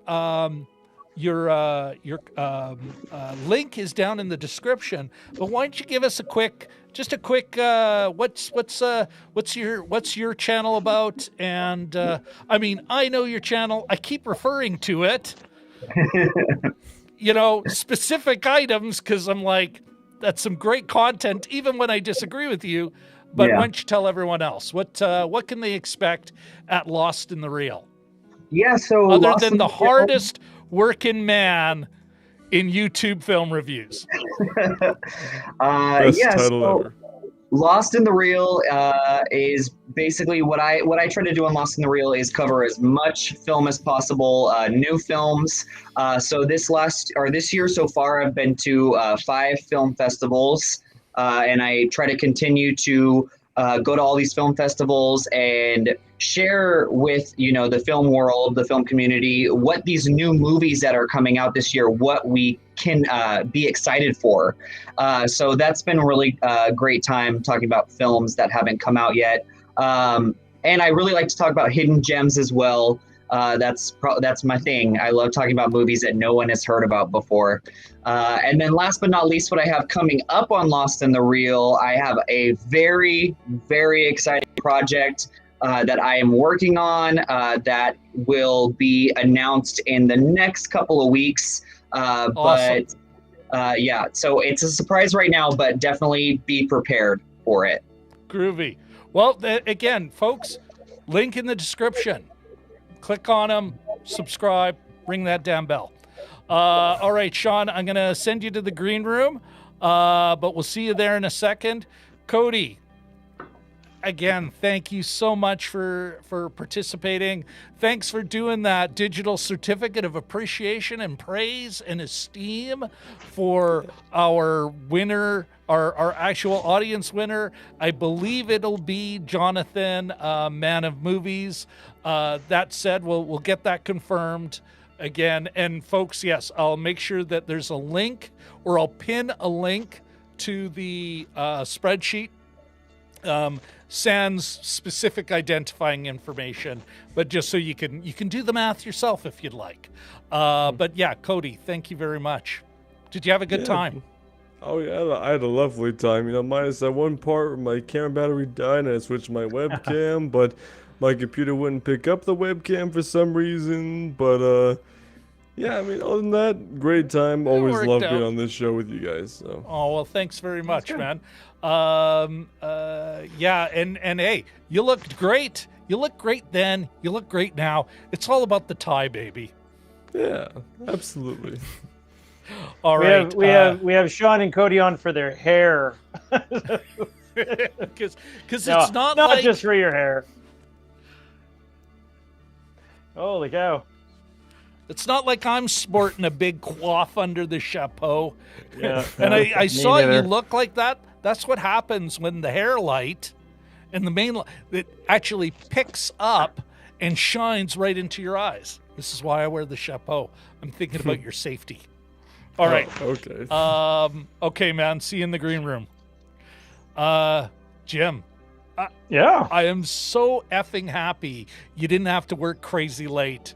Yeah. No, I'm glad I came in. I still feel like I just joined, but I mean, there's just so much going on, and I wasn't even checking Twitter or anything, so I'll do that after. But yeah, it was good. It was a lot of fun, and sort of a interesting thing for us to be doing on such a weird year for the Oscars. So yeah, it was neat to but it's have a party.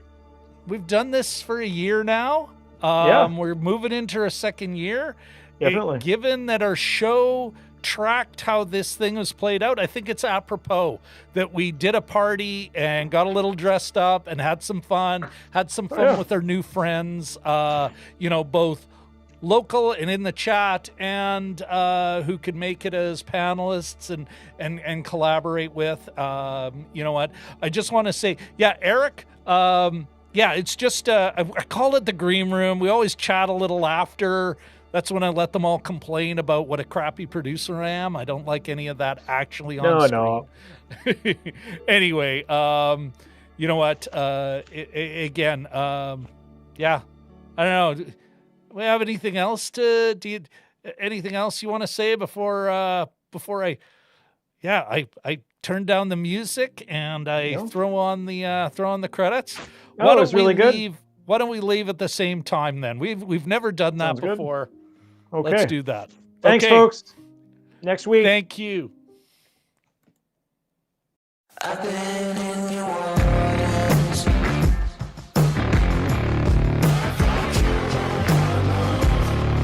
looking for sure. I've never been so close before.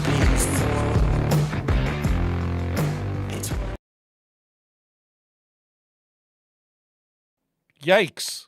Jim. Where is Jim? He's gone. Okay, everybody, I forgot. We've got next week's show. Of course, the full thing is down in the description, but yes, next week, Jim and I are going to be taking a look.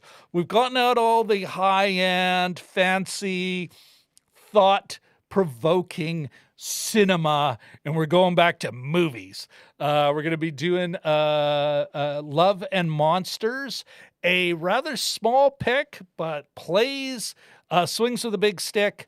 It's going to be fun. It's got horror elements. It's got comedy elements, sort of horror sci-fi comedy. I really do think you're going to like it. It's something Jim and I have been whining about that we can't get in Canada until finally we could. But then we're in Oscars. That's what we're looking at. 9:30 p.m. Central Daylight Time, Universal Coordinated Time -5, right here on YouTube. Hope to see you there. And yes, now we really are ending the stream. Love you all, and thank you for the reminder, Katie and Dan.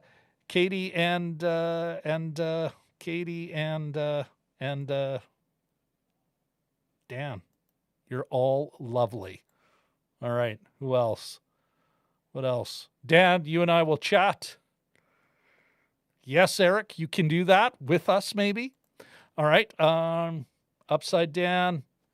It's all good. We've got it. And yeah, I am now officially, I'm officially going to say bye-bye.